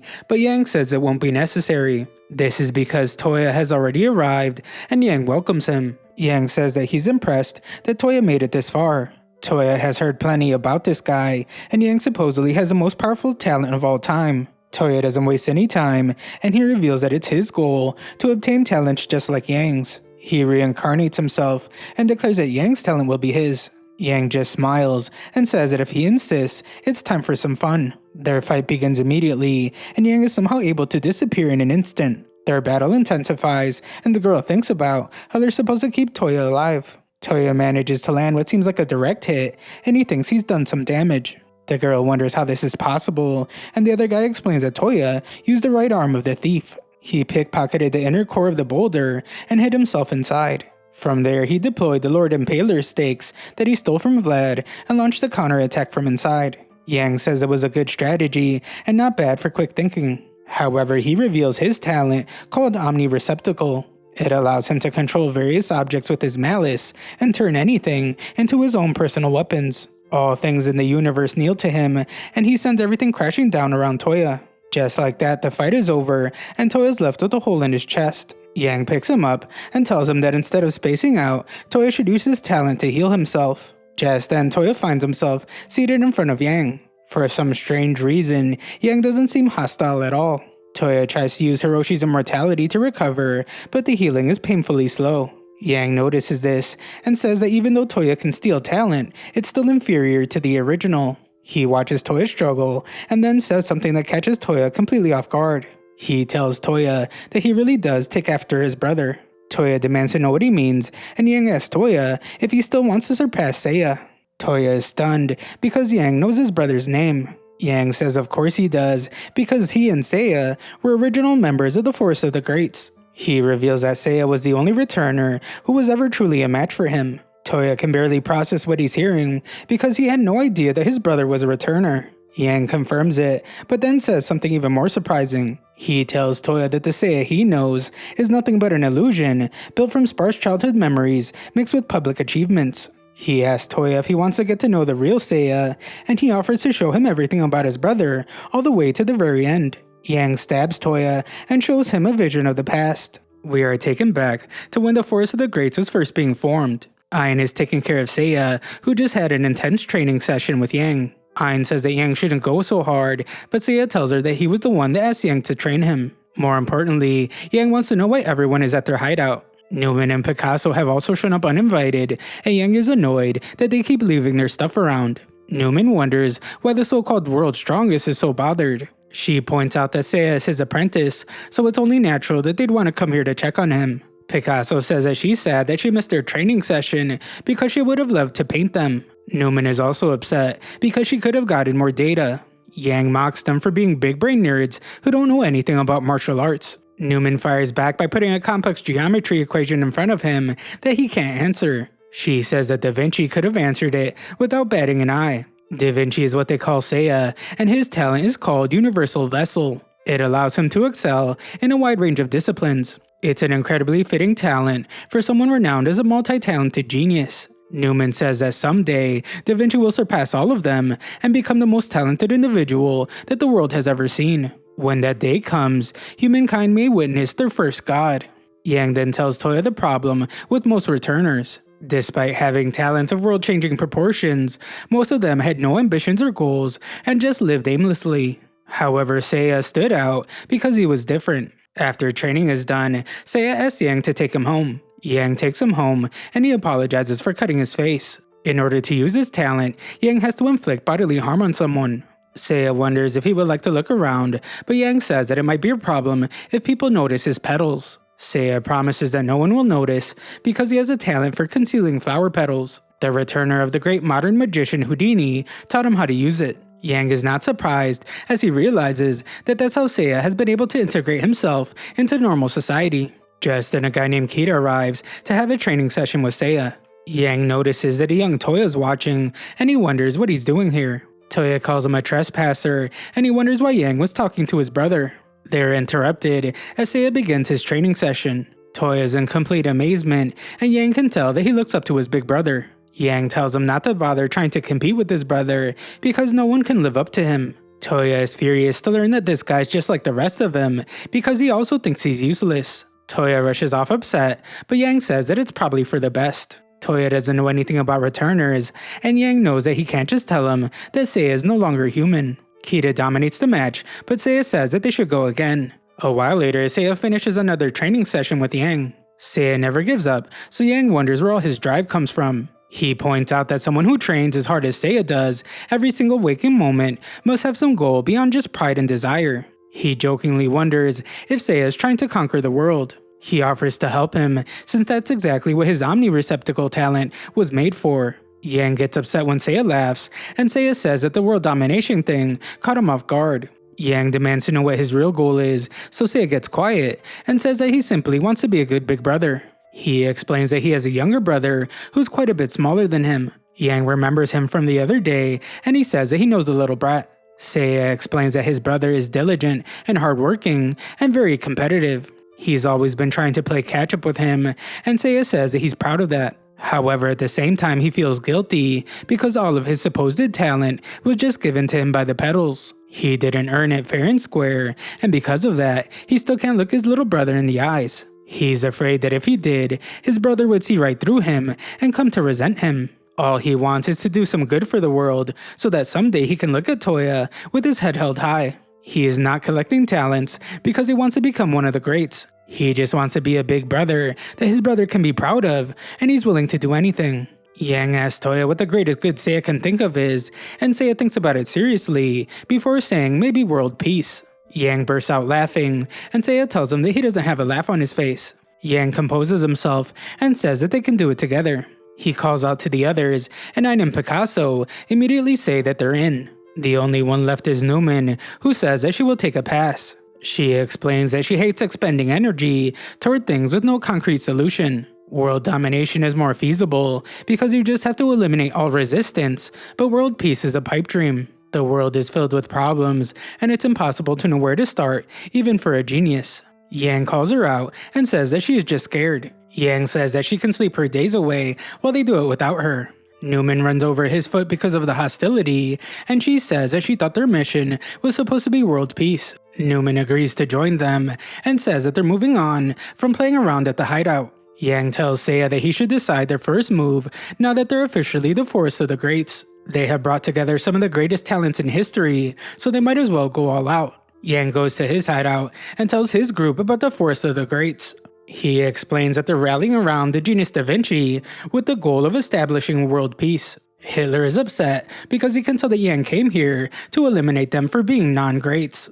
Hitler used his mastermind ability, and it made it easy for him to figure out. It makes sense because the world can't have peace with sinners like them around. The girl named Armand says that he's wrong because Yang is trying to help them. Hitler tells her to stay away from Yang because she might become his first victim. Yang makes it very clear that he's actually here to recruit them to the Force of the Greats. Hitler calls him foolish and reminds him that they're non-great class returners. Yang points out that he's a sinner too, but they still let him join. It's called the Forest of the Greats simply because its members strive to do great things. He points out that Hitler's the one doing the discriminating, and Hitler says that it's not so simple. He reminds Yang that there are some returners with troublesome impulses that are caused by their talents. The greats and the sinners are not the same because all sinners eventually commit crimes. Yang tells him not to worry because he has it all figured out. If anyone gets completely consumed by their talent, he will eliminate them himself. The next time Yang sees Seiya, Seiya asks him if he can help move some stuff. Yang says that he's wasting his time doing odd jobs, and he wonders if he's come up with the first step for the Forest of the Greats. Yang calls him indecisive, and Seiya says that it's an important decision. Yang notices that there are more people here, and Seiya explains that they're returner friends of Newman.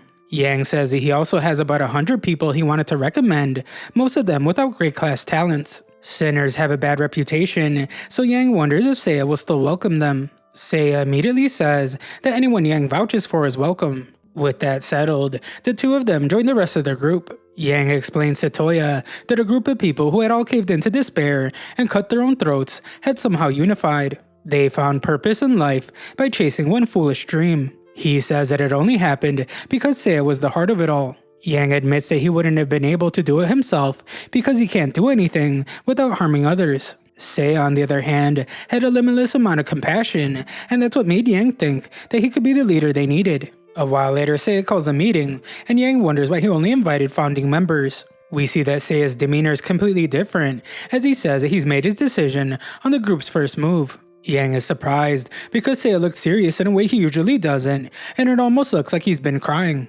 Seiya pushes past Yang's concern and announces that the Force of the Greats' first step toward world peace will be the eradication of all sinner class returners. Yang is shocked, and Seiya explains his reasoning. If returners are those who can bring about world peace, then the opposite is also true. The sinners pose a great risk, which is why they will start by eradicating them. Yang is furious because that's not what they agreed on. Ain reminds him that he agreed to do whatever Da Vinci said, but Yang is still furious. He doesn't want to hear any justification, he just wants Seiya to take it back. Seiya explains that he had Newman conduct some research, and she found that the crime rate among returners is on the rise, mainly because of those consumed by their talents. The public is completely unaware of returners, and they cannot defend themselves against powerful talents. The Forest is the only group capable of dealing with them. Yang is not buying it, and he once again demands for Seiya to take it back. Just then, Seiya reveals that his brother was attacked by a returner. Luckily, the forest was able to fight the attacker back, and they saved Toya's life. Because of the wounds and eyewitness accounts, they were able to determine that the culprit was a sinner. Yang realizes immediately that this is why Seiya made the decision. Yang tells Toya that he was the driving force behind all of his brother's decisions. Seiya wanted to establish world peace for Toya's sake, but anyone who tried to hurt him had to face justice. Seiya declares to the others that all sinner class returners must be eradicated. Yang refuses and says that there are plenty of harmless sinner class returners. Seiya has already made his decision because they have to draw the line somewhere before it's too late. He declares that the existence of sinner class returners is a direct threat to world peace. Yang tells Seiya that if this is how he really feels, then he should start with him. He admits that he can't deny the threat, but he is furious with himself now for having given the sinners any hope. He's ready for Seiya to end his life, and he just wants him to promise that the forest will achieve world peace. Seiya is hesitant, so Yang wonders what the problem is. He wonders if he's going to give him a free pass just because they're friends. Yang gets really furious now, and he calls Seiya foolish. Seiya reminds everyone that his talent belongs to Yang Yu, the tyrant who massacred hundreds of thousands of people. Yang's anger shakes the entire room, and he wonders if Seiya is going to let him live while eliminating others simply because they're friends. He points out that he has friends who are sinner class returners. He can't just sit by and watch as they get eliminated. He fears that Seiya might even ask him to help him do it. He won't stand for being used as a toy in Seiya's self-righteous ego trip, and he declares that this means war. Newman tries to stop Yang, but it's too late. Yang sends his fist right through Seiya's chest, and everyone watches in horror. Ain uses her ability to land an attack, but she missed Yang's vitals. Newman and the others are about to attack, but Seiya takes a hold of him. Seiya takes him somewhere else, and Yang wonders why he's trying to save him. Seiya is trying to help him escape, and Yang can't understand why. He begins to wonder if Seiya is trying to eliminate the sinners or help them. Seiya simply apologizes, and Yang remembers how indecisive he can be. Yang admits that he should have known something from the beginning. There's no way Seiya actually wanted to hurt someone in the name of progress. It was just the rage he felt after seeing his injured brother that pushed him over the edge. Yang tells him that it's not too late and they can still find a middle ground. Seiya's life is quickly coming to an end, and he says that he has a request. He asks Yang to tell Toya that he is sorry for not being a better bigger brother to him. Yang reminds Seiya that he's not a big softie like him, so if he wants his brother to know, then he better tell him himself. Seiya agrees, as he says that he needs to face his brother himself. As Seiya's life fades away, Yang says that Toya will forgive him, because after all, he's the little brother Seiya's so proud of. Once that is done, he can dedicate himself to making it up to him. Seiya passes away, and Toya tries to reach out to his brother. Yang tells Toya that he never should have put the burden of world peace on Seiya. If Seiya had just stayed focused on making Toya proud, he could have lived happily. Yang admits that he's to blame for Seiya's death, but he will not apologize for it. Toya absorbs everything he just saw, and he surprisingly thanks Yang. He says that his brother was a returner, not a genius. He was always struggling to succeed, and most of all, he was always thinking of Toya. Seeing that side of him for the first time has put Toya's mind at ease. Yang wonders if that's all, and Toya says it's all he can really say. However, he points out that Yang didn't show him Seiya's past just so he would know the truth. He can tell that Yang is trying to motivate him into doing something. Yang confirms that he is, and he tells Toya that he simply wants him to stop Newman. Toya is confused at first, but he starts to piece it together. He wonders if convincing the forest to stop eradicating sinners would allow everyone to coexist. Yang tells him that the problem's already solved, and the sinners point out the graveyard outside. To help settle everything, the army of sinners plan to get completely wiped out from the very beginning. Toya is still a bit confused because he saw some tombstones for some greats. The other sinners explain that they were ordered to honor both friend and foe, so they made graves for every name that appeared in the prophecy. Toya wonders if the sinners are gone, then wouldn't Newman and the Force just disband? Yang says that it's not likely because Newman is clearly plotting something. She used Seiya's dream of world peace as a cover for her true intentions. Once all the sinner class returners are eliminated, Yang wonders who Newman will go after next. Toya can't believe what he's hearing, but before he can respond, they hear a loud noise outside. Yang tells everyone to get behind him, but it just turns out to be Caesar. Toya is stunned to see Caesar standing here, and Yang confirms that Caesar is one of his 5 tiger generals who he sent to spy on the forest all along. Caesar has brought the injured Jubei, and he tells everyone to make sure that her life doesn't end. He explains that they have bigger problems because Haido chased them all the way here. The door is broken open, and Caesar declares that Haido has arrived. Toya is completely shocked as he sees that Haido has transformed into some kind of monster. Toya stares at the transformed Haido,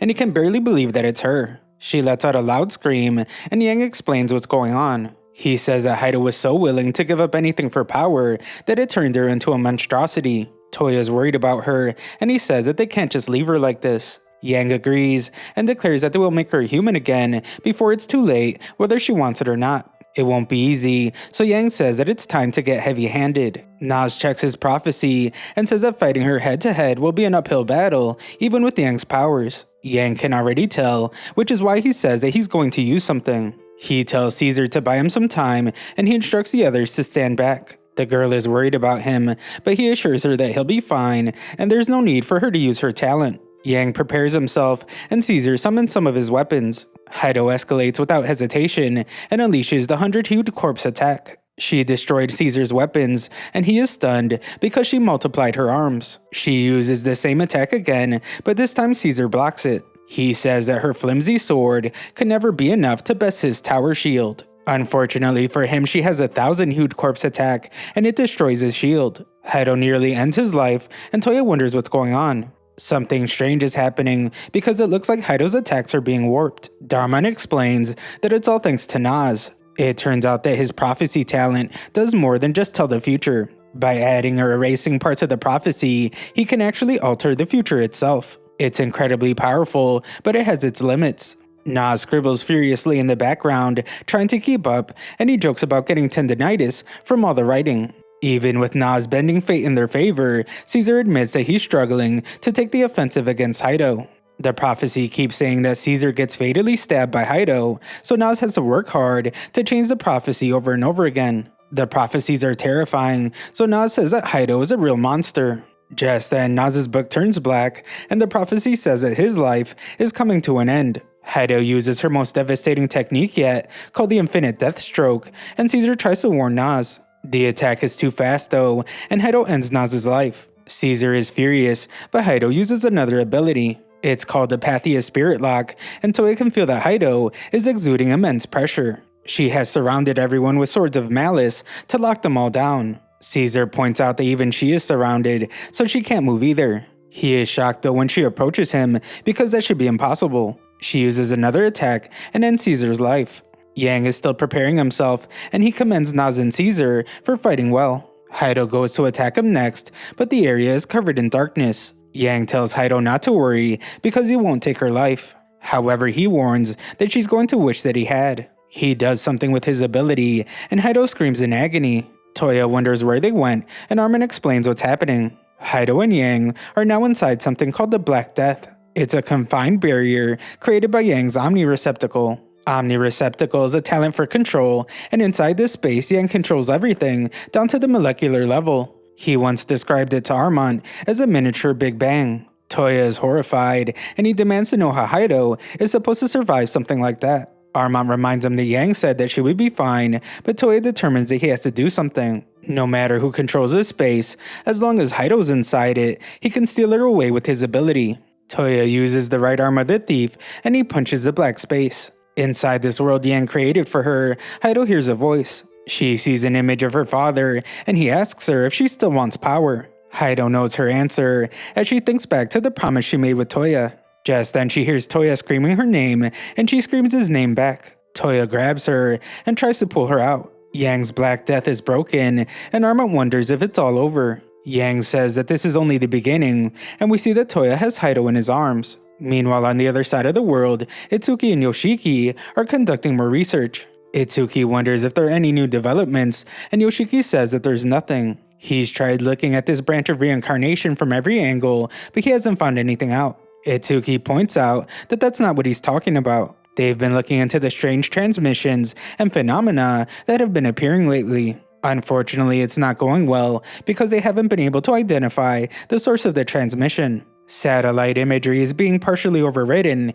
and any news media reporting on strange events is being systematically tampered with. They assume that the returners are behind it because Toya disappeared on the same day all of this started. Just then, Toya appears before them and everyone is shocked. Toya urgently says that his friends need treatment, so Itsuki calls for a medic. The others wonder if it's really okay to help them, so Itsuki says that Toya is his friend. Itsuki goes on alert when he sees that Yang is here, but Yang tells him that they're not here to fight. Yang knows all about them, and he says that they have an impressive track record. They have captured and eliminated several returners and conducted lots of research on how the petals and branches work. Yoshiki points out that that's supposed to be top secret information, and Itsuki realizes what happened. He figures out that Naz allowed himself to be captured so he could gain information. Yang says that they don't have time to chat because the enemy is on the move. Itsuki thought that they were the enemy, but Yang reveals that someone else is the real threat. Just then, every screen in the room goes dark and their firewall is breached.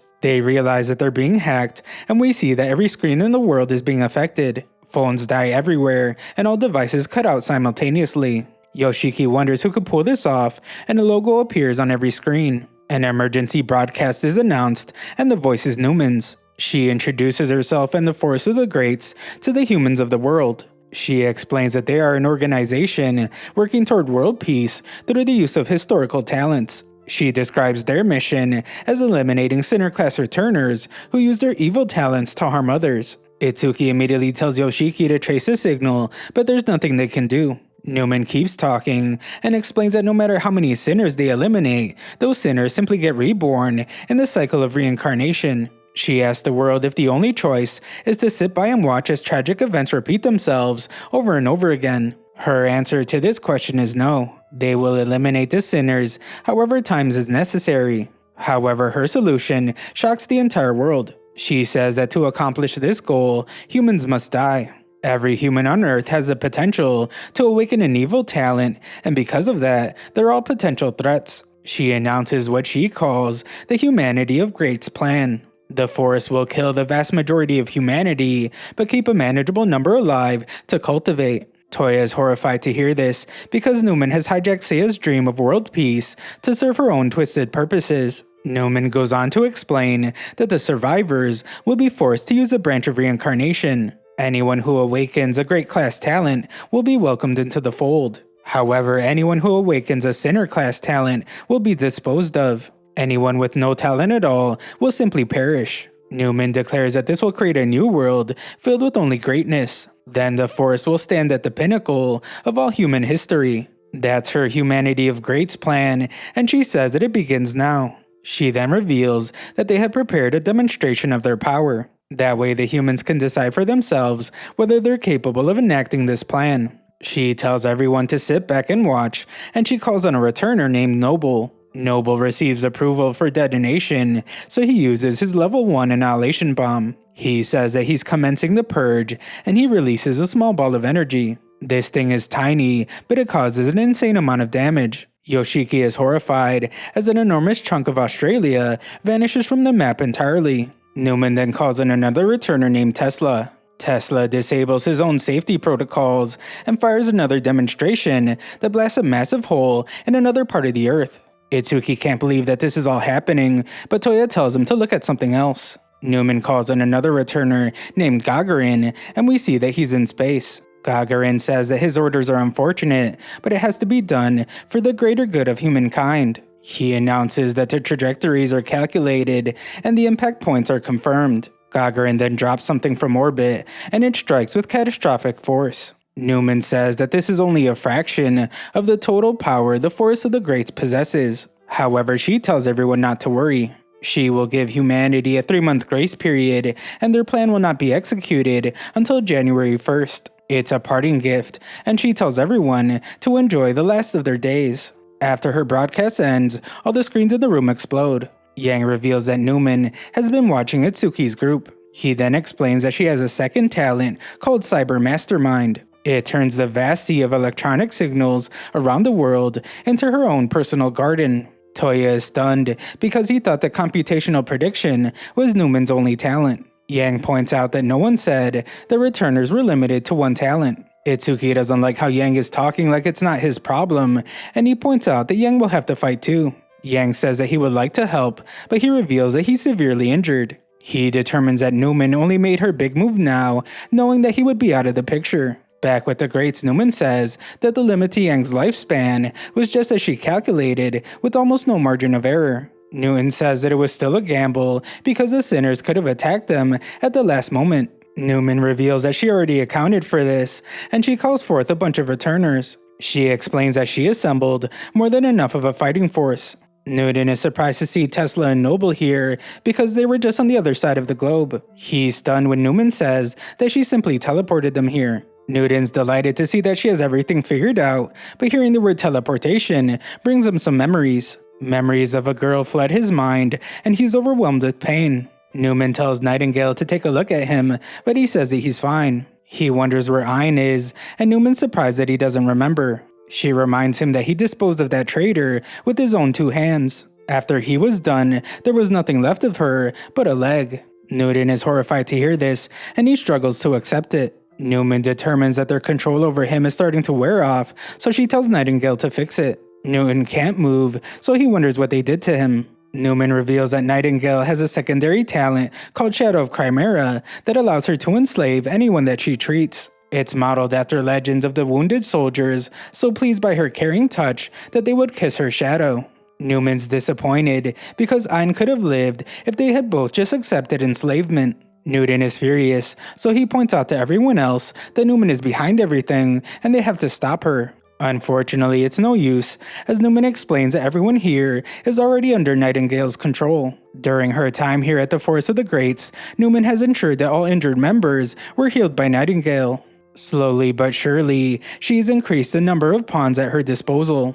Newman shows how crazy she is, as she declares that everything went exactly according to her calculations. She thinks really highly of herself, and she says that her own talent even scares her sometimes. Newton realizes that she was also controlling Seiya.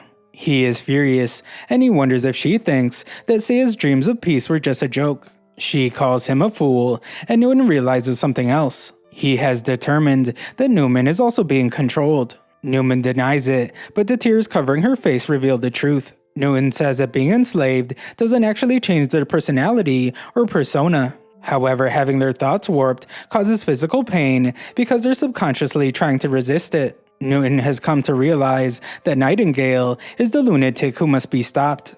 Back with our hero, Yang says that this goes beyond Newman. In all likelihood, every returner in the Forest of the Greats is being controlled by someone. However, he points out that there's a silver lining to this. It means they only have to defeat the puppet master behind the scenes and not the entire group.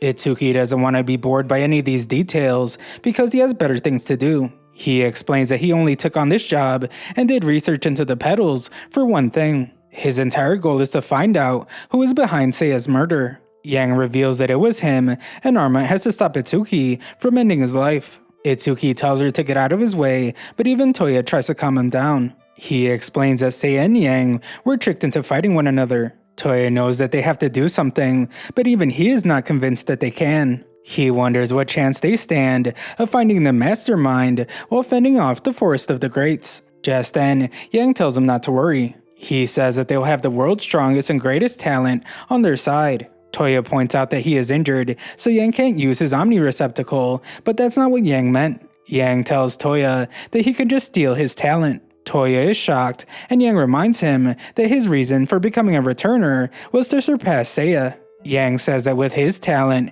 everything in the universe will be under Toya's control. Toya refuses and reveals that he's lost all desire to surpass his brother. Toya admits that all their problems could be solved if he had the Omni receptacle, but he knows the truth. Yang never used it for that, so there must be a good reason. Yang fought against his primal urges and made it this far, so Toya says that he will do the same. Yang wonders if Toya is really that confident, but he is not. He doesn't know how he will do it, but he says that he will find a way to win. Yang then holds Armand close and tells her that it's time. Toya is concerned, but Yang says that there's no need to worry. He says that he's entrusting them with all the intel that they gathered on the members of the Forest of the Greats, along with Caesar's research on the petals. He then turns to Toya and says goodbye. Toya tells them to say how to say it for him, and they disappear. Yang brings Armand to the graveyard, and he says that they should at least get to choose their final resting place. She calls it romantic, and he says that they don't call him the world's strongest for nothing. Armand thanks him, and she pulls out a dagger. Armand uses her ability and pierces herself through the chest. A flashback then reveals how Yang and Armand first met. Yang found Armand just after she had awakened her talent.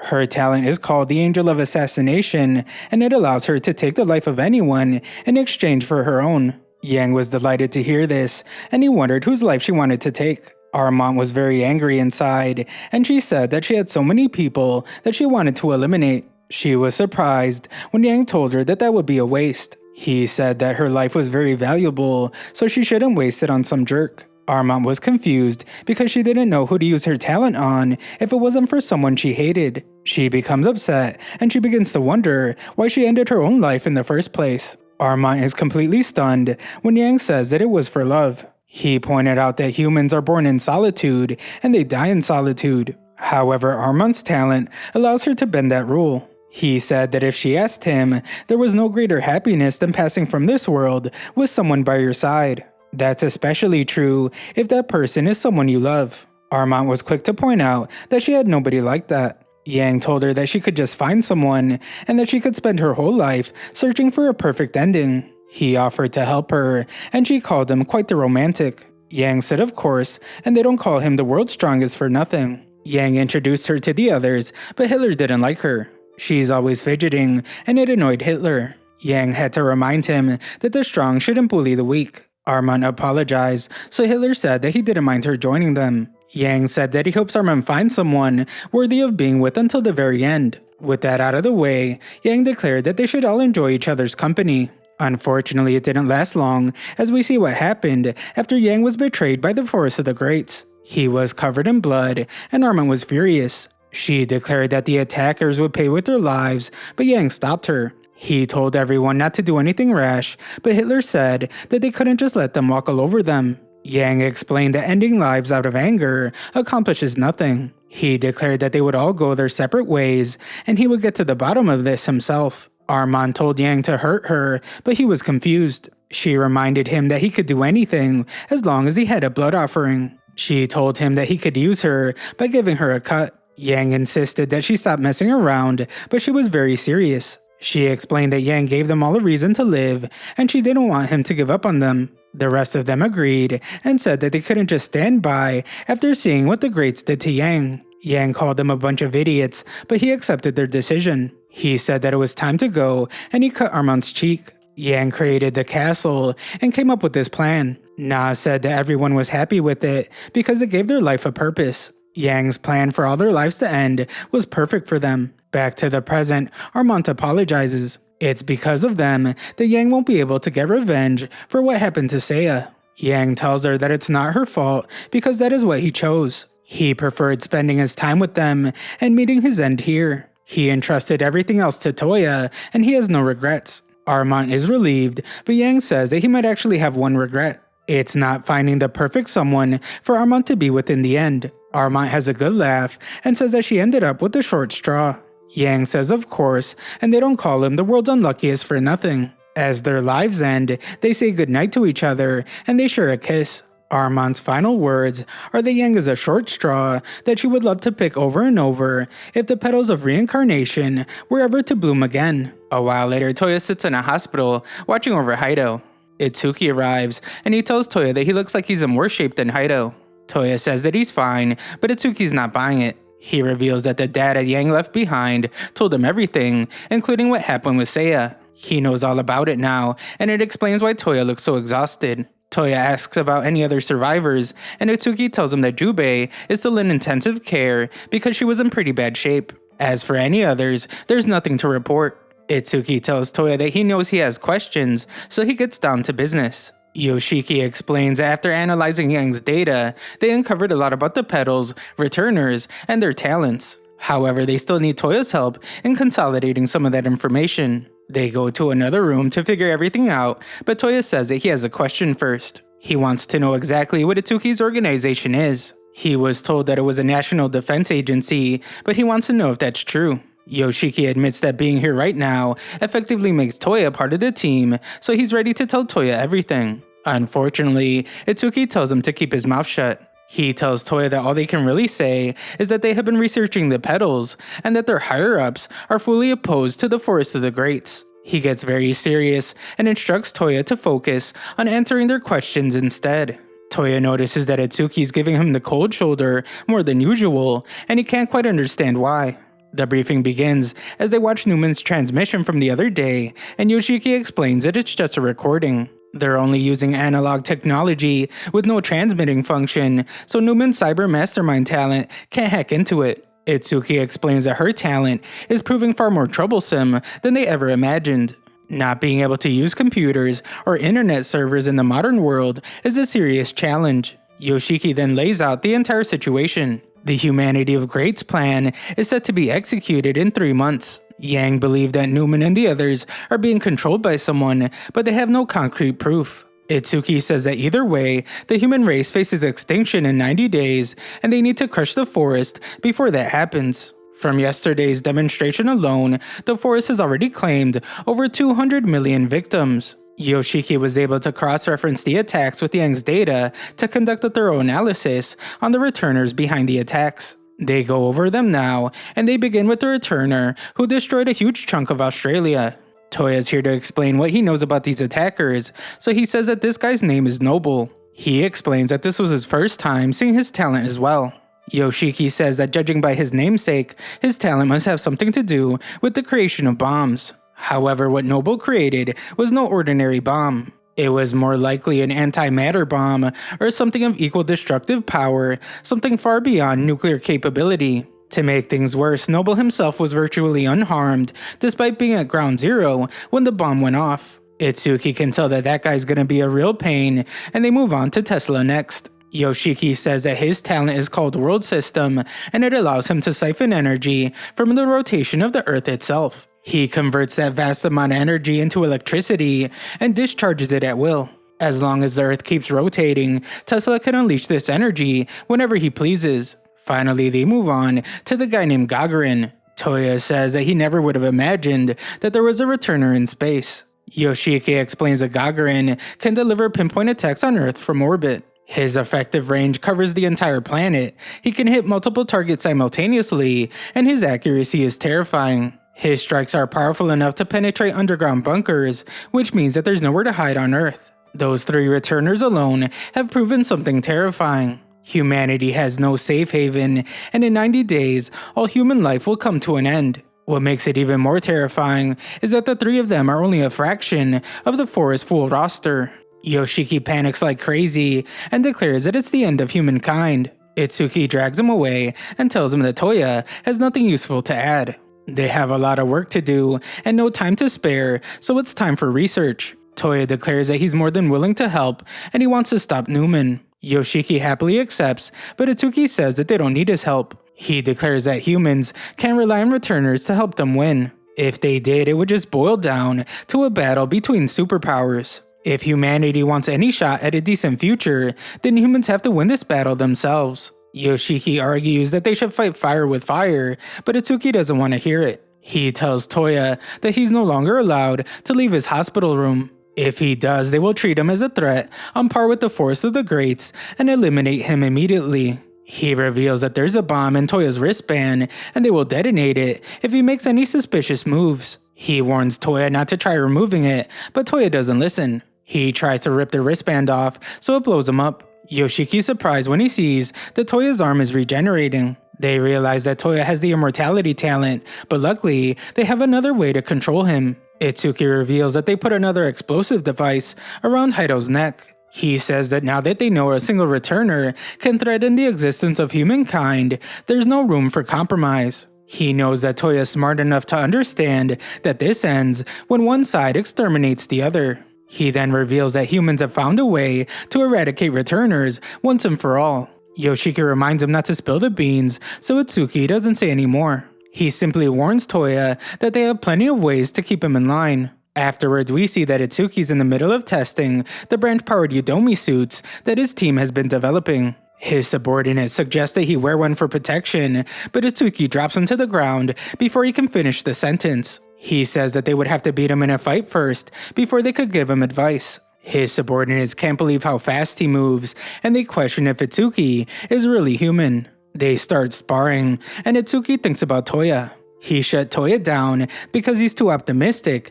and hung up on his sense of duty. He thinks about how Toya is the spitting image of Seiya, but they don't need that right now. In this situation, they don't need just another returner, they need someone ambitious and eager to please. He hopes that Toya gives in to his despair and comes back fighting. Back in the hospital room, Toya wonders if he was being naive. He took for granted that Itsuki and the others would accept his help, and he assumed that everyone would make peace by the end. It's obvious that that won't happen, so he thinks about what his endgame is. He wonders what will happen to Seiya's dream and the faith that Yang put in him. He begins to spiral as he thinks about the weight of everyone who entrusted him with their talent. He could never face them if he failed, so he says that he has to come up with something. He desperately tells himself to think, but ultimately, he realizes that he's completely useless. Just then, Toya has a memory of something Newman told him. She noticed that he was turning off his cell phone from time to time, and she confronted him about it. Newman said that she didn't mind because everyone's entitled to their privacy. However, she told him that no matter what he does, he shouldn't turn it on when he's outside the garden. Toya didn't understand at the time, and he just assumed that it was a metaphor. It's only now that Toya realizes that she was giving him a hidden message. He does something to his phone, and his phone announces that the boot up outside the garden has been confirmed. To Toya's surprise, an autonomous AI powers on. Newman's voice says that Toya's eyes look really tired, and she wonders if he's okay. Toya is shocked to be speaking to Newman, but the voice says that's not exactly true. She explains that she's not Newman, and he could call her Newman Mark II. She reveals that she's an AI program created by Newman. Her thoughts and memories are near exact copies of the original. She exists as a substitute for when Newman is busy with other matters. She reveals that she's set up on the devices of all members of the Forest of the Greats. However, Toya is the first one to actually use her. She says that she's impressed by how Toya was able to figure out her boot-up method. Toya credits Yang, and he explains how he figured it out. He points out that Newman's cyber mastermind talent uses network communication as a medium to hijack devices. He figured out that outside the garden means off the grid entirely. To make it work, Toya took his phone off the grid by removing all the network receivers. On top of that, Yang also destroyed all the wireless networks within the facility, so they're completely safe to talk. AI Newman is confused because she's not familiar with this building. They are in a hospital room, and she wonders what's wrong with Haido. Toya catches her up on everything that has happened because her memory backup was put on hold before the battle. She answers his questions now, and Toya is shocked to learn about Nightingale. She reveals that the entire Forest of the Greats is in Nightingale's back pocket. Toya is horrified to learn that Nightingale has a talent that can enslave anyone she treats. The AI says that it suspects that the original Newman was brainwashed back when Nightingale was first recruited. She says that Newman likely cut a finger at some point so Nightingale could demonstrate her healing talent. Newman is a strategist, not a fighter, so she would never get wounded otherwise. It was bad luck that she got tricked, but it wasn't without its upside. The AI reveals that the original Newman was never completely enslaved. She points out that when Toya first met Newman, she acted as if she didn't know who he was. In reality, she knew that he was Seiya's little brother when she first recruited him. It was all an act to ensure that Nightingale would not grow suspicious. Toya realizes that this also explains why Newman defended him when the others said that his talent should not be considered great. Toya is shocked when he begins to wonder if the 3-month grace period that was given to humanity was the real Newman's doing. The AI confirms this because there's no benefit to the forest postponing their own plan. Nightingale set up Newman as her proxy for delivering orders, and it backfired on her. The original Newman has given them a valuable 3 months to work with, so the AI says that it will not forgive Toya if he wastes any of it. Toya is overwhelmed, and he says that he never knew how good it felt to have an ally. The AI clarifies that it's just a limited AI running on an outdated phone with little processing power. This means that her usefulness is greatly limited compared to the original. However, she is still the AI of the genius with the brain of the devil, and she promises to live up to expectations. Toya is relieved to hear this, and he calls her his savior. Nearby, Itsuki is told about an urgent report. Various countries have deployed their militaries to find and engage the Forest of the Greats. They are doing sweeps from their own territories outwards with the goal of exterminating anyone that they deem suspicious. Governments are even offering bounties for dead returners or information about their whereabouts. Yoshiki points out that it won't be so easy to find the returners, but Itsuki says that it doesn't matter if it works. The government simply knew that they had to do something to appease the masses. Yoshiki and Itsuki already saw this coming, so they decide that it would be better to focus on their investigation. Just then, the messenger reports that multiple returners have started popping up across the globe. He says that combat has broken out in several areas, and we see the damage. We also see a group of soldiers waiting for Itsuki's reinforcements. Things don't go well for them, as they are found by a returner. Back with Toya, the AI wonders how Haido is doing. Toya asks her why she wants to know, so she explains the situation. The scale of the task ahead is huge, and she doesn't believe that Toya can handle it alone. Unfortunately, he reveals that Haido is still unconscious. There are no physical problems, and she can breathe on her own just fine, so they aren't sure why she isn't waking up. The AI says that he could wake her up with a kiss, but Toya points out that that's not something Newman would say. Toya threatens to reboot her, but she says that she's being serious. She points out that there are many cases where such external stimulation can act as a trigger to wake someone up. Other examples include letting them listen to music or the voices of loved ones. She encourages him to try the easiest one, but Toya declines. Toya is then shocked when he hears Haido say that it's a shame. A kiss would have been nice, and she was hoping that Toya would at least have given it a try. Toya can't believe that she's awake, and she rushes to hug him. Haido explains that she heard Toya's voice, and he kept calling out to her. Her memory is still fuzzy, but she is sure that Toya was the one who pulled her out of the darkness. She thanks him, and the two of them embrace. Just then they hear someone yelling out for a doctor. Toya says that he will check what it is because he has to let everyone know that Haido's awake anyway. Haido waits for him, but we see that something isn't right about her. Meanwhile, the AI tells Toya that this is no fun. Toya and Haido have no romantic awareness of one another, and it's annoying her. Toya says that he's glad that Haido's okay, but seeing her romantically is an idea that he's never entertained. Toya's just glad because now he has another ally in addition to the AI. All he hopes is that their good fortune continues. He finds the source of the commotion, which turns out to be one of the soldiers that was attacked by a returner. Itsuki tells Toya to get back to his room, but it's too late. The soldier sees him, and he is furious. His entire team was taken out by a returner, and he wants revenge. He calls Toya a filthy returner and prepares to shoot him. Itsuki manages to calm him down, and he tells Toya to go back to his room. Toya can't help but notice that the barrel of the soldier's gun is missing, and he wonders what happened. Yoshiki explains that their squad was attacked. They were investigating locations from Yang's data where returner battles previously took place. However, by the time they got the distress signal and rushed over, this soldier was the only survivor out of 10 Black Ops members. The survivor is barely coherent, and he tries to describe what he saw. He says that it happened in an instant, and all he saw was petals. He apologizes because there was nothing he could do. It was a returner, but Toya says that this doesn't make any sense. Humanity has a 3-month grace period, so the Force of the Greats shouldn't be attacking yet. The AI points out that there are other returners among them. It's only the Force of the Greats that have to wait for the 3 months. Yoshiki notices that a voice is coming out of Toya's cell phone, so Toya says that he will explain later. Itsuki recognizes the voice, so Toya has no choice but to explain. Yoshiki's impressed to learn that there's an AI Newman. She assumes that returners are wreaking havoc across the globe, and Yoshiki confirms it. She explains that returners are not exclusive to only the Force of the Greats and the Army of the Sinners. The logical conclusion is that the Force of the Greats' declaration of war acted as a catalyst that drove the otherwise unaligned returners into action. These returners with no side are making it clear that the age of returners is at hand. Itsuki is disappointed to hear this because they already had their hands full with the Force of the Greats. The AI says that she might be able to infer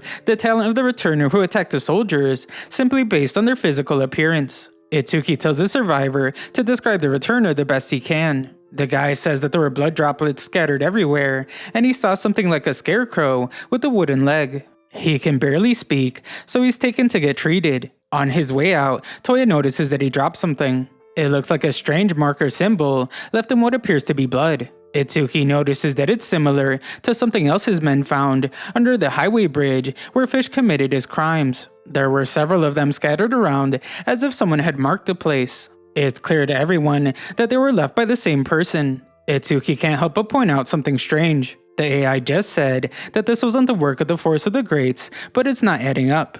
All the places they searched had some connection to the Force of the Greats. Yoshiki even points out that this blood mark resembles Newman's left eye.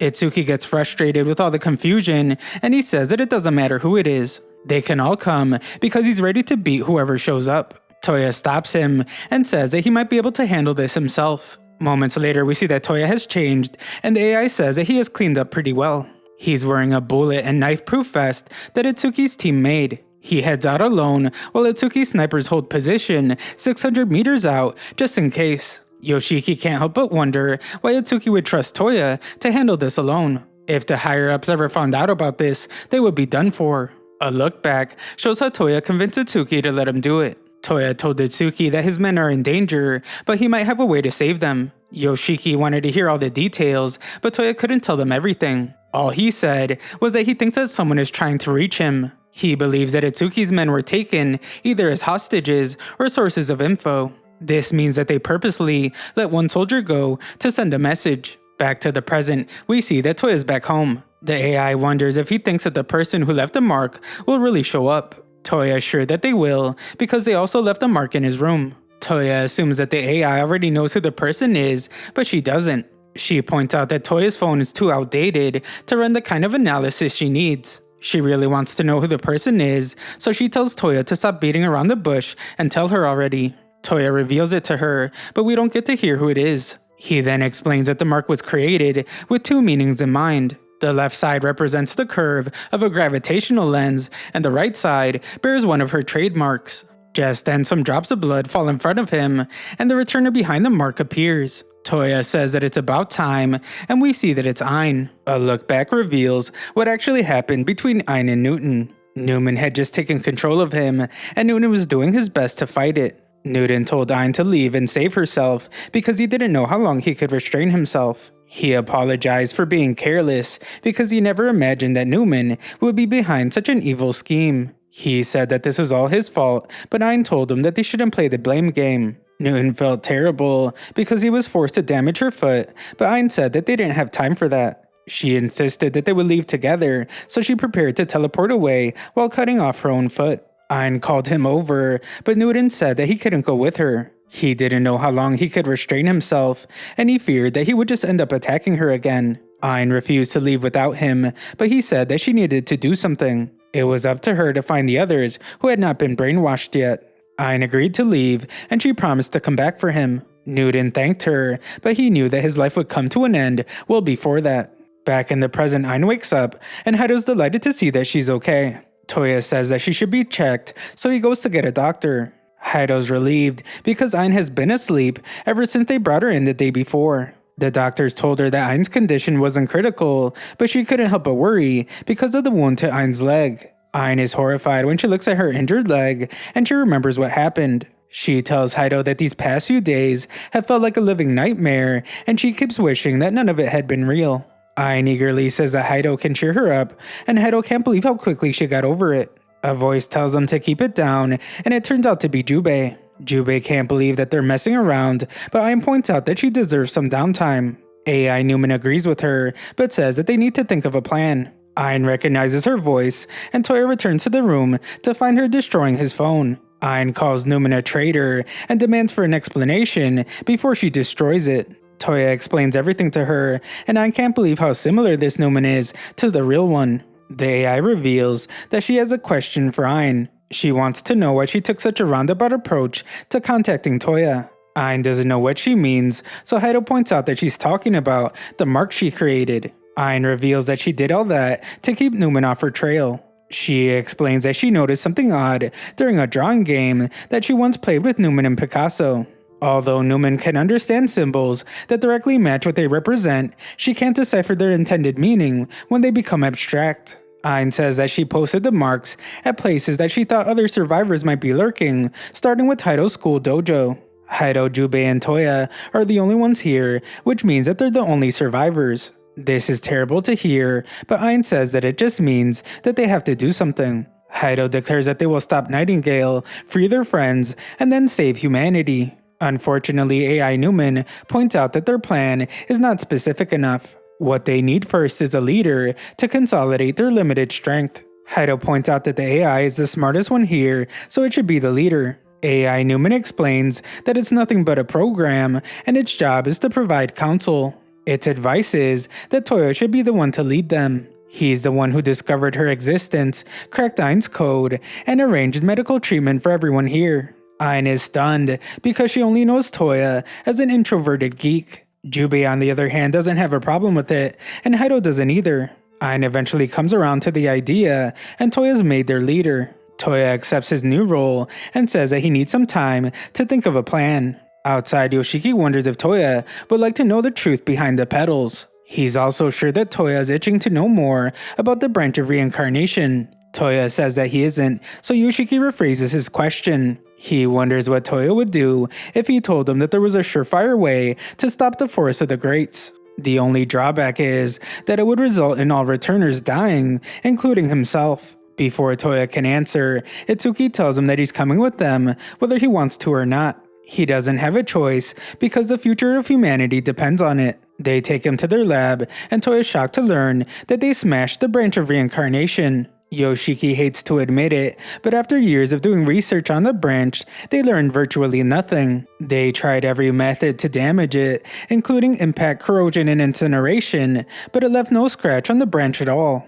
In a blind rage one day, Yoshiki smashed one branch into another, and the result shocked him completely. The branches broke and turned into petals that faded away into nothing. He repeated the experiment and got yelled at for destroying 4 priceless branches in seconds, but he discovered something strange. The direction in which the petals faded was exactly the same both times. They ran a scan and discovered a huge drop in the density of the surrounding matter wherever the petals disappeared. Toya doesn't understand, so Itsuki shows him a small piece of concrete. It was collected from under the highway bridge where fish had been. Toya squeezes it to find that it crumbles far more easily than it should. Itsuki explains that this same low-density shift has been detected at multiple sites tied to returners. Yoshiki says that he's always wondered where exactly returners source their energy needed for their talents. His first guess was that the branches generated an unlimited amount of energy, but that wasn't right. The real answer became clear to him when he first saw this piece of concrete. It turns out that returners pull their energy from the readily available matter that's all around them. The branch of reincarnation reacts to their brainwaves and turns atoms into energy, and vice versa, like an all-in-one atomic machine. The reason the petals scatter is to facilitate the branch making use of nearby matter. Toya says that even if they're right, he doesn't understand what this has to do with Yoshiki's plan to exterminate all returners. Yoshiki points out that the real question is, where do the petals disappear to? Itsuki reveals that the answer has to do with Nostradamus. He explains that Nostradamus was imprisoned in this facility for some time. They take Toya to the cell and show him the bullet holes that were left behind during his escape. It turns out that these bullet holes were written in Braille to spell something out. The Braille reads that the petals have their flowers, the flowers have their branches, and the branches have their tree. Thus all begins and ends at the seed. Yoshiki says that this made it all click for him. This prophecy is hinting at some core element that must connect all the branches of reincarnation together.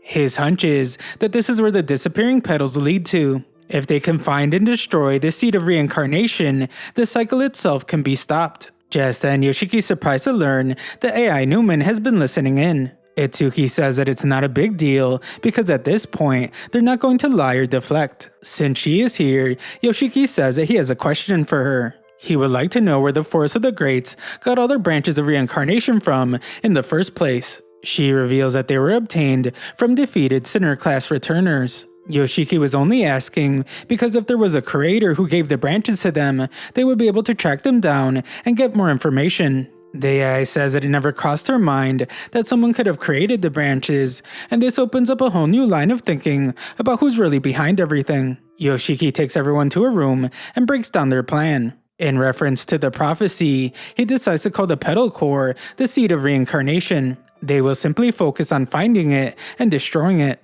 Itsuki explains that his people will follow the trail of low-density matter to track the location of the seed. However, he says that there's just one problem. The further away the seed is, the more branches they will need to run the experiment. They only have 2 left, and it's not nearly enough. Itsuki reveals that this is where the rogue returners come into their plan. They will track them down, defeat them, and collect their branches. The AI calls the plan reckless because even without a chain of command, they're still dealing with returners. She warns that humans don't stand a chance against them alone. Itsuki already knows this, which is why he needs Toya and the others to help. The AI wonders if he really thinks that they're going to say yes, because it would be like them digging their own graves. Itsuki points out that he has plenty of ways to coerce them if he needs to. He tells Toya that he will have to choose between returners or the human race. Toya thinks about the people he cares about, and he makes his decision. Haido is stunned when Toya reveals that the plan is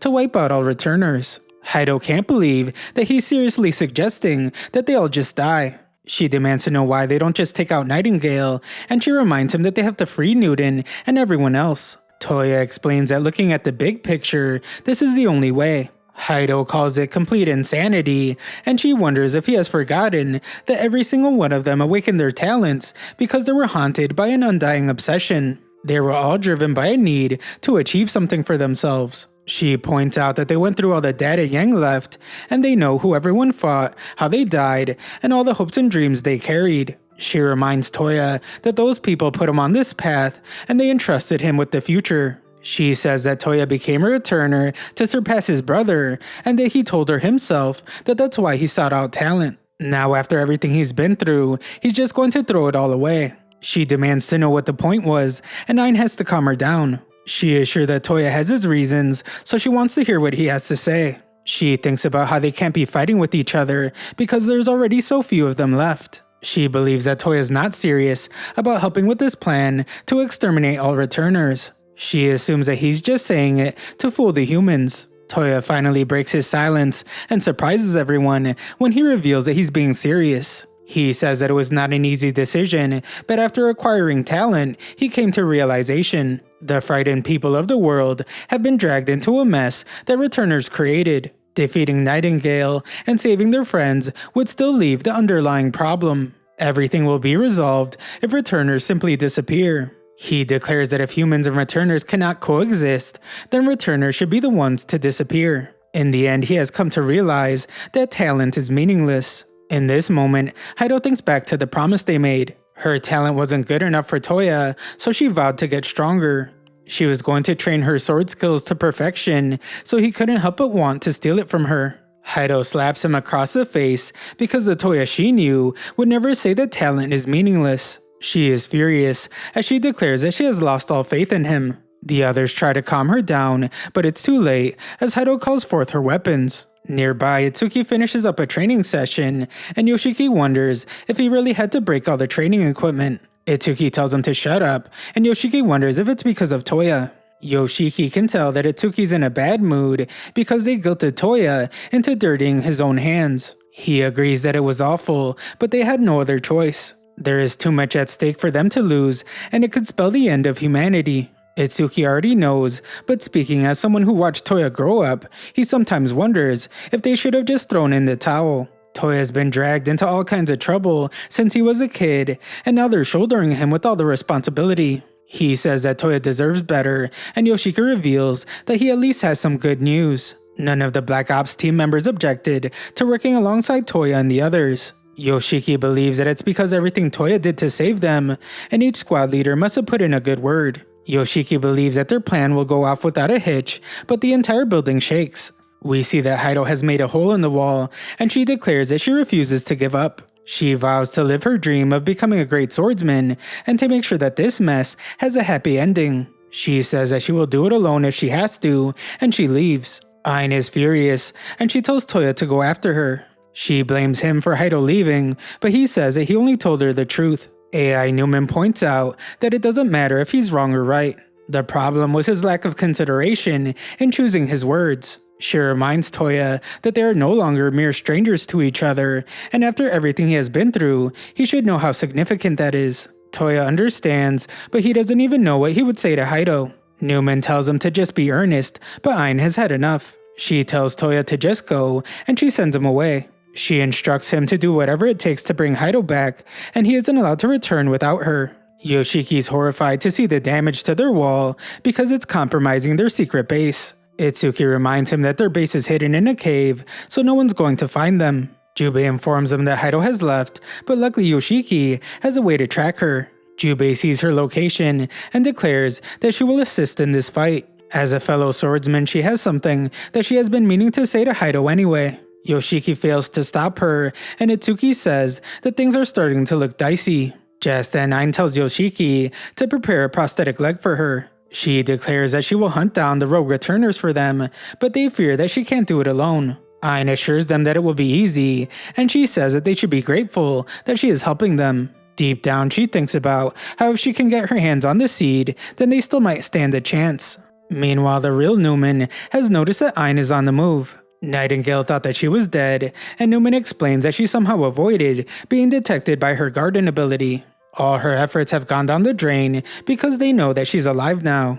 Just then a mysterious person appears, and Nightingale calls them lazy bones. Elsewhere, we see that Jubei has caught up to Toya. She says that she will accompany him, and Toya apologizes. There is no time to talk, so they head for the coast. Nearby, Heido calls Toya an idiot, and she is found by a mysterious man. He says that they meet again, and he's surprised to see that she is still incomplete. Heido has no clue who this guy is, and she notices that he doesn't have any petals, which means he's not a returner. The guy's disappointed that she doesn't remember him, but he remembers that everyone loses their memories of him. Heido doesn't have time for mind games, so she simply decides to trust her gut. She attacks him, but she is stunned by what she sees. Back with Nightingale, she wonders if Lazy Bones is going out. Lazy Bones says that she is, because Ain is apparently still alive. She wants to borrow Newton, and Nightingale tells her that she's being very cruel. She likes it, and she allows Lazy Bones to take him. Newman tries to remind them about the 3-month grace period, but Nightingale silences her. Nightingale says that Albert can leave, but she hates being called that. She declares that she's going to throw Ain into all sorts of suffering before ending her life. Her reason is because there can only be one true Einstein. Back near the coast, the guy tells Heido that she isn't being very nice. Heido is stunned because the guy barely took any damage. She only hit him with the blunt edge of her sword, but it still should have done a lot more. The guy says that he will reintroduce himself and reveals that his name is Alan. His face is falling apart, and he says that they should have a chat. Yoshiki then gives a briefing on the rogue returners causing chaos around the world. The first footage shows some soldiers being overwhelmed by a ton of zombies. The entire place is infested with them, and they're being led by one man. AI Newman explains that this man is Napoleon Bonaparte, and his talent is called the cornerstone of an emperor. Ain wonders why Napoleon is attacking this specific area, so Newman explains that it's called the Arc de Triomphe. Directly underneath this place are the graves of soldiers from the Great War. Napoleon's talent allows him to resurrect those dead soldiers so they can fight again. Ain says that the zombie soldiers don't look very tough, but Newman points out that they can't just fire missiles at a world landmark. Ain wonders if they're really just going to give up on this target, and Itsuki says that they don't have another choice. They then move on to the next rogue returner, whose name is Rachel Carson. Her talent is called Blue Silence, and Yoshiki says that she's going to prove to be a difficult opponent. She has been causing tons of chaos, and she's operating somewhere in the ocean. Unfortunately, they can't rely on eyewitness reports because the ocean is too vast, and there is no way to predict her next move. To make things even worse, Newman points out that Ain has a poor compatibility with the ocean. She won't be able to teleport, and she can't even swim. This is another returner they have to put aside for now, so they move on. The next two are Laplace, with the Laplace's ghost talent, and Maxwell, with the Maxwell's devil talent. These two won't be easy either, because while they have footage of them, nobody has actually ever seen them in person. Ain is confused about this, so Newman explains their talents. Laplace's ghost is a talent that can see all known truths. Maxwell's devil is a talent that gives the user the ability to observe molecular movements. They are essentially returners that are impossible to find unless they want to be found. Ain is getting increasingly frustrated because each returner seems more impossible than the last. Yoshiki tells her to calm down because they have a plan. Before Yoshiki can explain, Newman can't help but wonder why Ain is so eager to hunt down the rogue returners. The Ain she knows would be more worried about finding Haido. Ain says that she's just being professional, but deep down something else is going on. She thinks about how she is worried about Haido, but finding the seed is the most important thing right now. She thinks about how the seed is like a heart for all returners. If the humans manage to get their hands on it, returners will be exterminated. If the Forest of the Greats are the ones to get it, then humankind's hope for victory disappears. However, Ain thinks that if she could get it, she could fix everything. By becoming a third party, she can ensure that both the Forest of the Greats and humans are able to come to a fair compromise. If everything goes as planned, she can create a deadlock that forces both parties to come up with a solution instead of annihilating each other. Ain is sure that if Newton were here, he would do the same. Ain thinks back to the time when he told her to escape and find her friends. Ain wondered what he was trying to achieve, but he simply told her that he would tell her another time. Ain now promises herself that she has to get this situation under control before he comes back. Itsuki's happy to see how eager she is, and he wonders what locations she can teleport to. Ain explains that she can go to any place with registered coordinates. She has already registered most major cities throughout the world. Finally, Yoshiki gets to go over his plan. Step 1 will be to teleport to the target. Step 2 will be Itsuki and the Black Ops subduing the target. Step 3 will be to collect the branches and teleport back to base. Finally, step 4 will be to repeat this until they reach their target number of branches. Ain doesn't like the plan, and she can't believe that Itsuki really thinks that he can defeat a returner. She assures everyone that she would be able to make quick work of their opponents all on her own. Itsuki reminds her that she's still recovering, and a single teleportation exhausts her. She won't be able to fight anyone, and this is humanity's fight anyway. He and his men already know how dangerous this is, and they're prepared to make sacrifices. He explains that they need combat experience against returners anyway, and they have backup. Just then, Yoshiki announces that backup has arrived, and they come bursting in. Ain is stunned to see that they are returners, and Itsuki reveals that this was all part of Yang's master plan.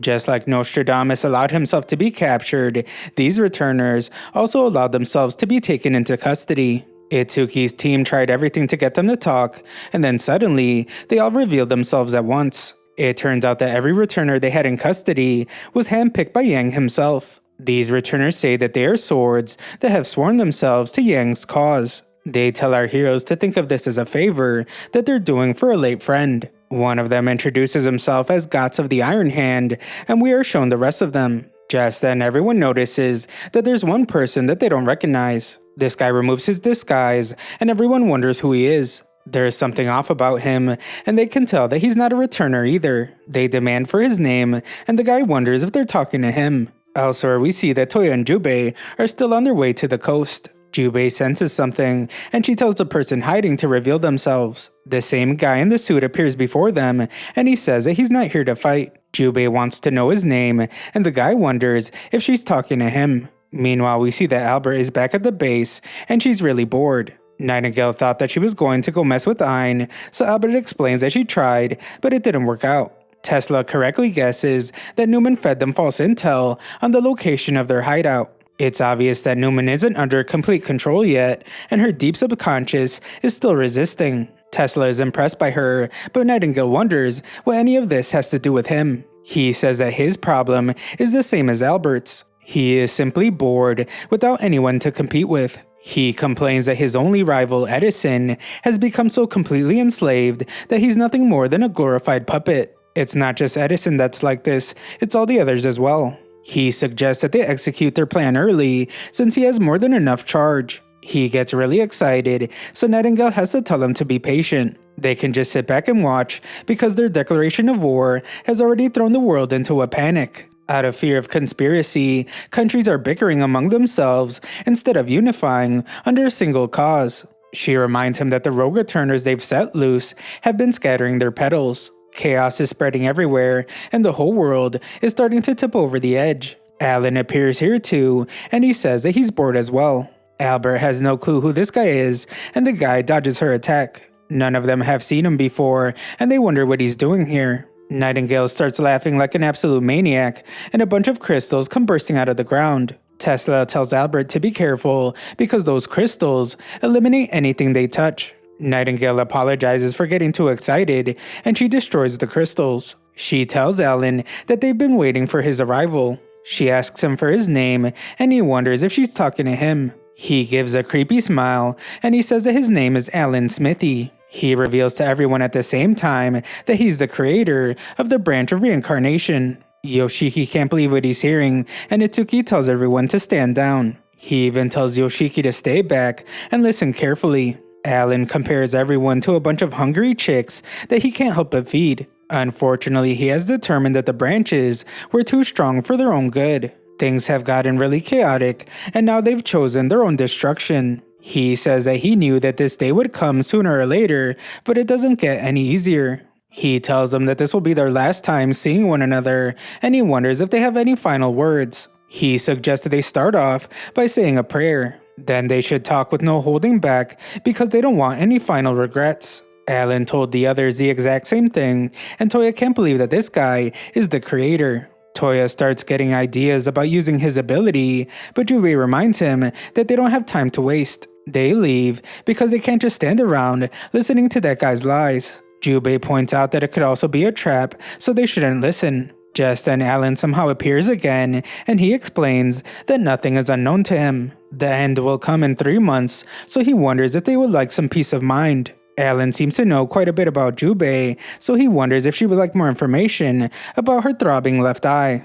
Jubei's infuriated, so she removes her eye patch and uses her ability called Blade's Edge. Meanwhile, Albert says that she's never heard of this Alan guy, and Nightingale explains that it's an old pseudonym. Nightingale explains that she doesn't know him either because it's impossible to be acquainted with him. However, she did anticipate his existence. She compares it to the saying about the chicken and the egg, but Tesla doesn't see the correlation. Nightingale tells everyone to think about when returners were first brought into this world. Newton says that it's a whole different subject because the chicken and egg dilemma only applies when both the cause and the effect work together in a cycle. He points out that humans can become returners, but returners can't go back to being human. Nightingale agrees with him because he's exactly right. She points out that nobody knows when returners first appeared because they don't retain their memories of their previous lives. Despite that, returners continue to pop up all over the globe. That's when she came to the realization that the branches of reincarnation are being distributed. The only answer was that a supernatural being, unrecorded to history, was behind all this. Alan is this being, and she says that it's an honor to finally meet him. The history of the human race is flashing before their eyes, and Alan's appearance is proof that her plan will succeed without a hitch. She laughs like a crazy person, and she wishes that she didn't have to forget this amazing feeling. Back with our heroes, Itsuki demands that he be given a knife. The others point out that he said to stand down, but Itsuki repeats himself. Itsuki takes a knife, and he tells Alan to start talking. All he wants to know is if the seed really exists. Alan says of course it does, and he tells Itsuki to see for himself. Just then Itsuki finds himself in another dimension. He is startled by something nearby, and he determines that it must be the seed of reincarnation. Itsuki shakes uncontrollably, and something's telling him to etch this image in his memory at all costs. He only knows one way to do this, so he goes to stab his hand. Meanwhile, we see that Jubei made Alan drop his suitcase. There are a bunch of branches of reincarnation in there, and Jubei can't believe that she couldn't even make a scratch on him. Toya tells her to put her sword away, and she wonders if Toya really believes that this guy is the creator of the branches. Toya points out that they don't have any other choice, so she agrees to listen. Toya's been trying to stay positive, but the reality is that everything can fall apart at the whim of the Forest of the Greats. If they can get inside information from the creator of the branches himself, they might still stand a chance. He wants to ask Alan about the existence of the seed and where it is because they can't stop the forest without it. Ideally, if Alan tells them where the seed is, they can prevent any more Great Class returners from being created. Jubei can't help but notice that Toya's situational awareness is truly impressive. A moment ago, he was worried sick about Haido, but now he's prioritizing how to stop the Forest of the Greats. She wonders how he can think so clearly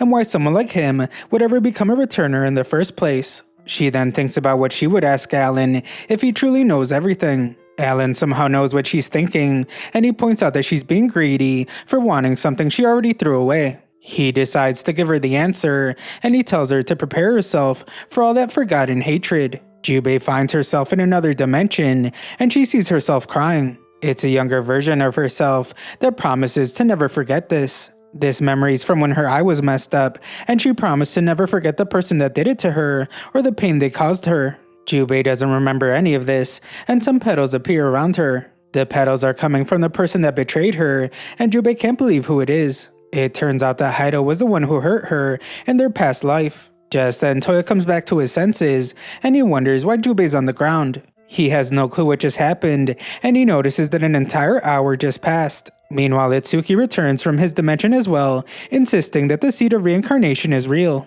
Yoshiki's worried about him because the knife is coming out of his hand. Back with Toya, his memory is fuzzy, but he remembers talking to someone that was all-knowing. He had a question for this person, and the person actually gave him the answer. It feels like they talked for hours, but it also feels like the conversation only lasted for an instant. It felt like something out of a dream, but also real at the same time. Elsewhere, we see that Haido has arrived somewhere, and she collapses to the ground. Back at the forest, Nightingale declares that it's time for her slumber. She says that the fact that all their memories of the last hour have been wiped away guarantees that her plans will come to fruition. However, at the same time, it has made her concerned about something. She explains that she must replace the tail that's gone missing. In the meantime, she tells the others to stay clear of Ain and her friends for the time being. A look into the past shows that Jubei and Haido were very close friends. Jubei wakes up, and she tells Toya that she's fine. Toya has already contacted the others, and they confirm the seed's existence. They also mention something about a mysterious man, but Toya doesn't understand any of it. Jubei is shocked because he doesn't remember Alan. He has no clue who that is, and Jubei realizes what's going on. She determines that someone wants her to do something. Toya wonders if she's really okay, and she says that she feels better than ever. In fact, it's the greatest that she's ever felt since becoming a returner. After several more hours of traveling, Toya points out that it's pitch dark outside, and he would like to get some rest. It's no use, because no matter what he says, Jubei won't listen, let alone give a response. She's acting strangely, so Toya wonders what happened to her. Jubei declares that they are here, and Toya sees an abandoned temple. It's in really bad shape, and Toya wonders what Jubei's planning. Jubei simply ignores him, and she opens the door to the temple. Toya is stunned when he sees Haido covered in a dark glow. He's glad to see that she's okay, but he can't help but wonder if something's wrong with her. She's covered in darkness, and it's almost like the time she transformed. Haido apologizes, as she says that she can't fight anymore. She reveals that her father died a long time ago in this very temple. She has come to realize that nothing's waiting for her at the end of all this. She calls herself an idiot, and she regrets seeking talent. If she did, she would have at least been by her father's side. Toya wonders what's going on, but Jubei already knows. She realizes that Haido also spoke to the faceless man. She points out that since Haido has lost her will to live, then she wouldn't mind if she took her head. Toya is completely lost because he doesn't know their past. Haido says that if it would satisfy Jubei to get her revenge, then her head is hers for the taking. Jubei kicks her away and says that getting revenge is music to her ears. Jubei tells Haido to prepare herself because it's her turn to suffer. Back at the lab, Yoshiki sends out a message to all departments telling them that they need to step up their efforts in their hunt for the rogue returners. They don't have their exact locations, but he can confirm that the seed of reincarnation does exist. Itsuki says that they need to head out, but something's still bothering Yoshiki. He can't understand why Itsuki's the only one who can remember what happened during the last hour when Alan was here. Itsuki looks at his hand and determines that it's because he stabbed himself. He used something called self-harm mnemonics, a trick that uses pain from a self-inflicted wound to recall memories, even after they've been erased. Yoshiki's impressed by his quick thinking, but he also points out that it was pretty extreme. Itsuki thinks about how there must be others who still remember just like him. It's possible that they met the faceless man and learned more about him. Back at the temple, Haido blocks Jubei's attack, and Jubei wonders if she's afraid to die. Haido says that she's not, and her body's moving on its own. Something inside her says that she must get up for her father and for the revival of his dojo. It's pushing her to continue striving to become the greatest swordsman of all time. Toya can immediately tell that Haido's being possessed. Haido says that upon drawing her blade, all that remains is to fight to the death. Jubei is more than willing to fight, so she activates her talent, called Blade's Edge Acuity. She gets in a stance for her Rolling Stone sword style, and declares that she will take Haido's head. Haido unleashes her corpse style attack, but Jubei surprisingly dodges it.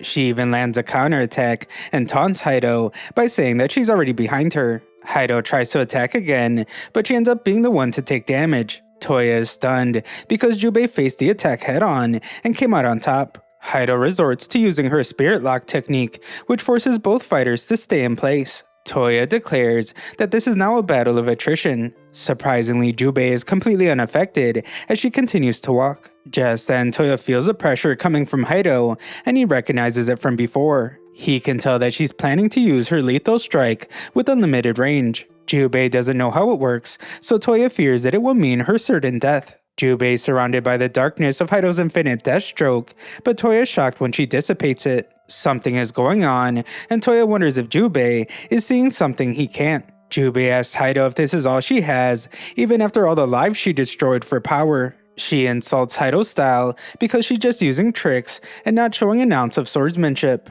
Jubei promises that before she sends Haido to her grave, she will show her what real swordsmanship looks like. Toya notices that Jubei used the tip of her blade to cut the floor around her and kick up some dust. He wonders if she did this to conceal her stance. Just then, Jubei uses the light bouncing off her blade to blind Haido. This gives her the opening she needs to start her attack, and she unleashes a barrage of strikes. Jubei switches sword styles with each strike, and Haido can't keep up. Even when Haido tries to fight back, Jubei simply removes one of the swords from her hand. Jubei tells her that a swordsman should never block recklessly or swing carelessly either. Toya watches the fight in amazement because Jubei's attack combinations are so fluid that it's almost like a dance. She's overwhelming Haido despite the enormous gap in physical strength between them. Toya determines that it's all because of Jubei's superhuman sense of awareness. It's allowing her to see something that others can't. Jubei thinks about how her talent heightens her visual awareness to the highest degree.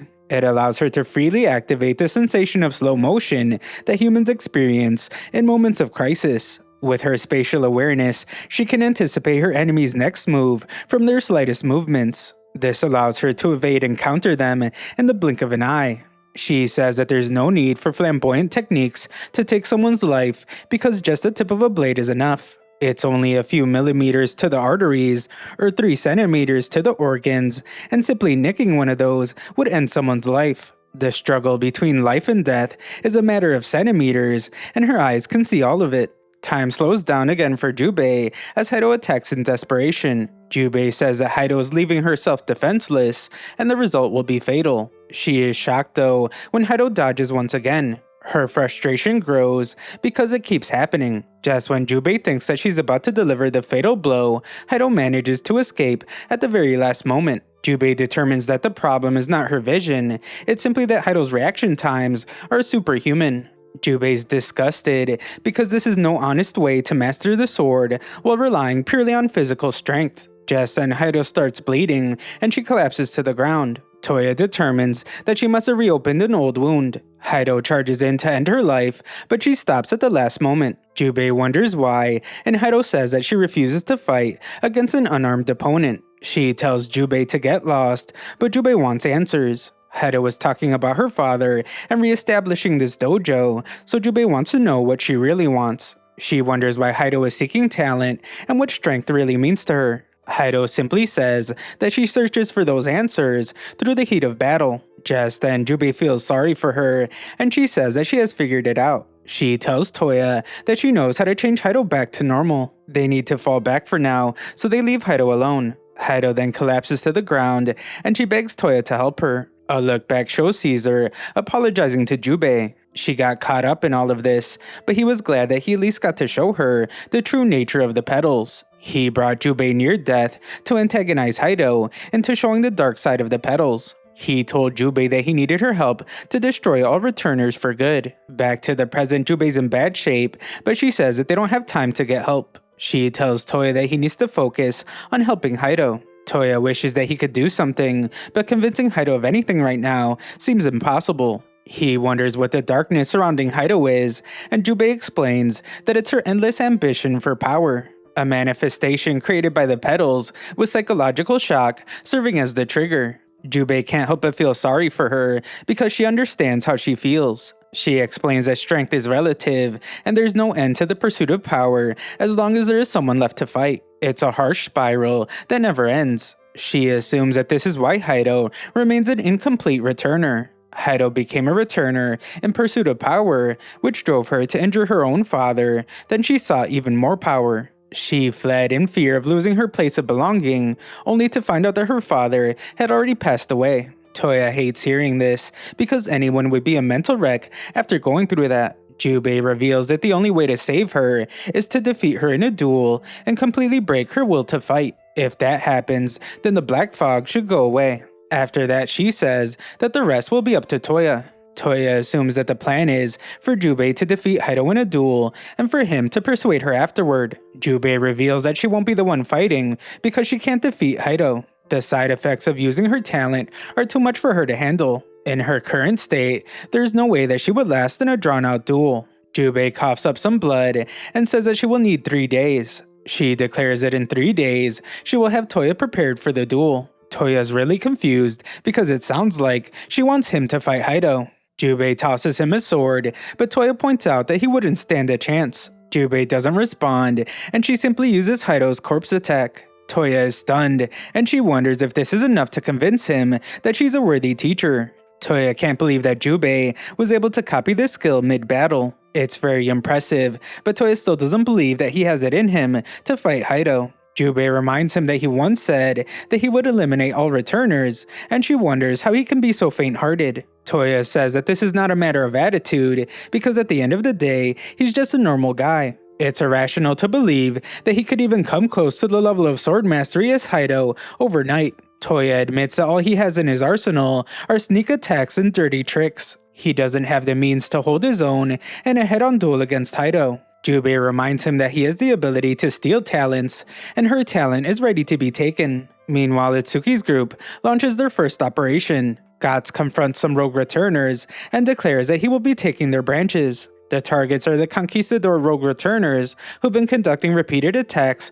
around Central Africa. There are 3 of them, so this is their chance to obtain 3 branches in one shot. Guts has already entered battle, and one of the enemies copies his giant right arm. Their battle intensifies, and AI Newman analyzes the opponent. The lead conquistador is named Almagro, with a talent called Recregimiento. His ability grants him more power and weapons the more enemies he faces. His power would be immense if he was going up against an army, but he poses no threat against a limited number. The fighters are equally matched, so Almagro uses another attack. He's surprised when he misses, and Guts' teammates appear. The next enemy decides that it's his turn, and he tells his dogs that it's feeding time. Newman has already planned for all of this, and she says that Norden is about to activate his talent. The enemy's dogs surround the entire area, but Newman finishes her countdown. Norden declares that no one can keep their eyes off his glorious form, and he uses his talent to get the dogs' attention. Newman declares that Pizarro's talent, called the Ravenous Pack, has been nullified. Just like Newman predicted, the talents of the conquistadors are only suited for large-scale battles. Ein wonders why the other returners aren't helping, so they explain that their talents are not suited for combat. It's okay though, because the rest of them are strong enough to win this fight. Guts and his group are dominating the battle, but they can't seem to finish off the enemy. Newman can tell that Ein is annoyed because she would be able to end this fight much faster. Newman agrees that Ein's spatial translocation would do so, but she points out that this is an opportunity to test the other returners' talents and behaviors. From the looks of how things are going, it won't take much longer. Almagro fears that they're about to lose, so he says that they should fall back. They can go to a populated area and take some bystanders as hostages. Just then, his life is ended by the conquistador named Cortez. Cortez eliminates the other member as well, so he's the last one standing. He uses his talent called La Noche Triste, and it covers the sky in darkness. The returners realize that they have to fall back, and Cortez tells everyone to become one with the darkness. Just then, Ein appears out of nowhere, and Cortez's life comes to an end. Yoshiki is stunned because Ein took Cortez out before he even had a chance to use his talent. The researcher gets ready to end the recording, but Itsuki tells him to keep going. The battle is over, but he still feels some kind of massive presence. Meanwhile, at the enemy base, we see that their power is out. Nightingale is resting, and the base is running low on power because of Newman. She was using Cyber Mastermind and computational prediction at full power, and it was too much for their base to handle. Edison is trying to charge it back up, but Tesla tells him that it can wait. He tells him to open up his junk room because Albert is about to run rampant. Back with our heroes, I notices that she has lost feeling in her hand and she is seeing stars. She doesn't understand what's going on, but she assumes that spatial translocation is taking its toll. Just then, Albert comes out of nowhere to wonder what Ein is doing. Ein wonders who this girl is and where she came from. She can tell that this person is trouble, so she tries to teleport away. She is caught off guard though when Albert jumps towards her, so she can't teleport alone. Ein fears that she knows how her ability works, and they teleport together. Ein takes damage, and Albert calls her pathetic. She says that Ein's spatial translocation can only be used to do damage when she traps people halfway inside before using it, like a cheap exploit. That means that all an enemy has to do is avoid being outside its boundaries. Albert says that she's disgusted by Ein, and she finally introduces herself. She declares that she's Albert Einstein of the Forest of the Greats. She reveals that Newton's here as well, and he comes out of the portal. He takes a hold of Ein, and Albert wonders how it feels to be captured by her old partner. Ein strikes Newton and tells him to snap out of it. Unfortunately, it doesn't work, and Albert reminds him about what Nightingale told him. She said that he needs to protect himself, so Newton raises his fist to punch Ein. Surprisingly, he starts punching himself instead, and Ein tries to stop him. Albert's really enjoying this, but Gotts arrives to attack her. He is shocked when he misses, but it's because Albert teleported away.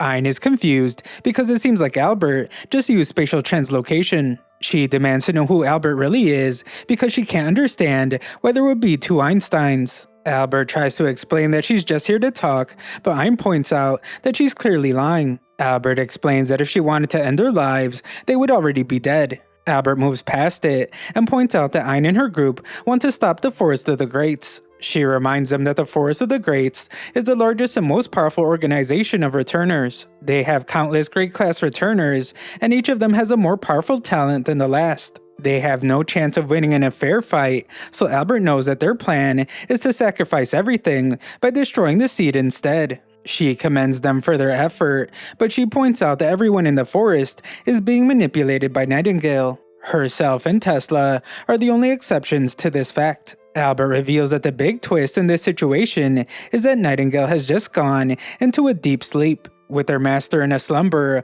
all the returners under her control are temporarily out of action. Nightingale is totally defenseless, so this is their big chance. Ein points out that they don't know where she is, but Albert says that that's where she comes in. She offers to give them the exact coordinates. Albert reminds Ein that if they defeat Nightingale, then Ein could save her beloved Newton. Of course, Ein is skeptical, as she wonders why Albert is doing this. Albert then reveals that there's one condition. She will only help them if Ein can land a single hit on her. Albert shows her incredible power with an attack, and she wonders if Ein is ready. She says that she will warm up by getting rid of the other returners, and she will leave Ein for last. Thanks for watching my recap. Make sure to like the video.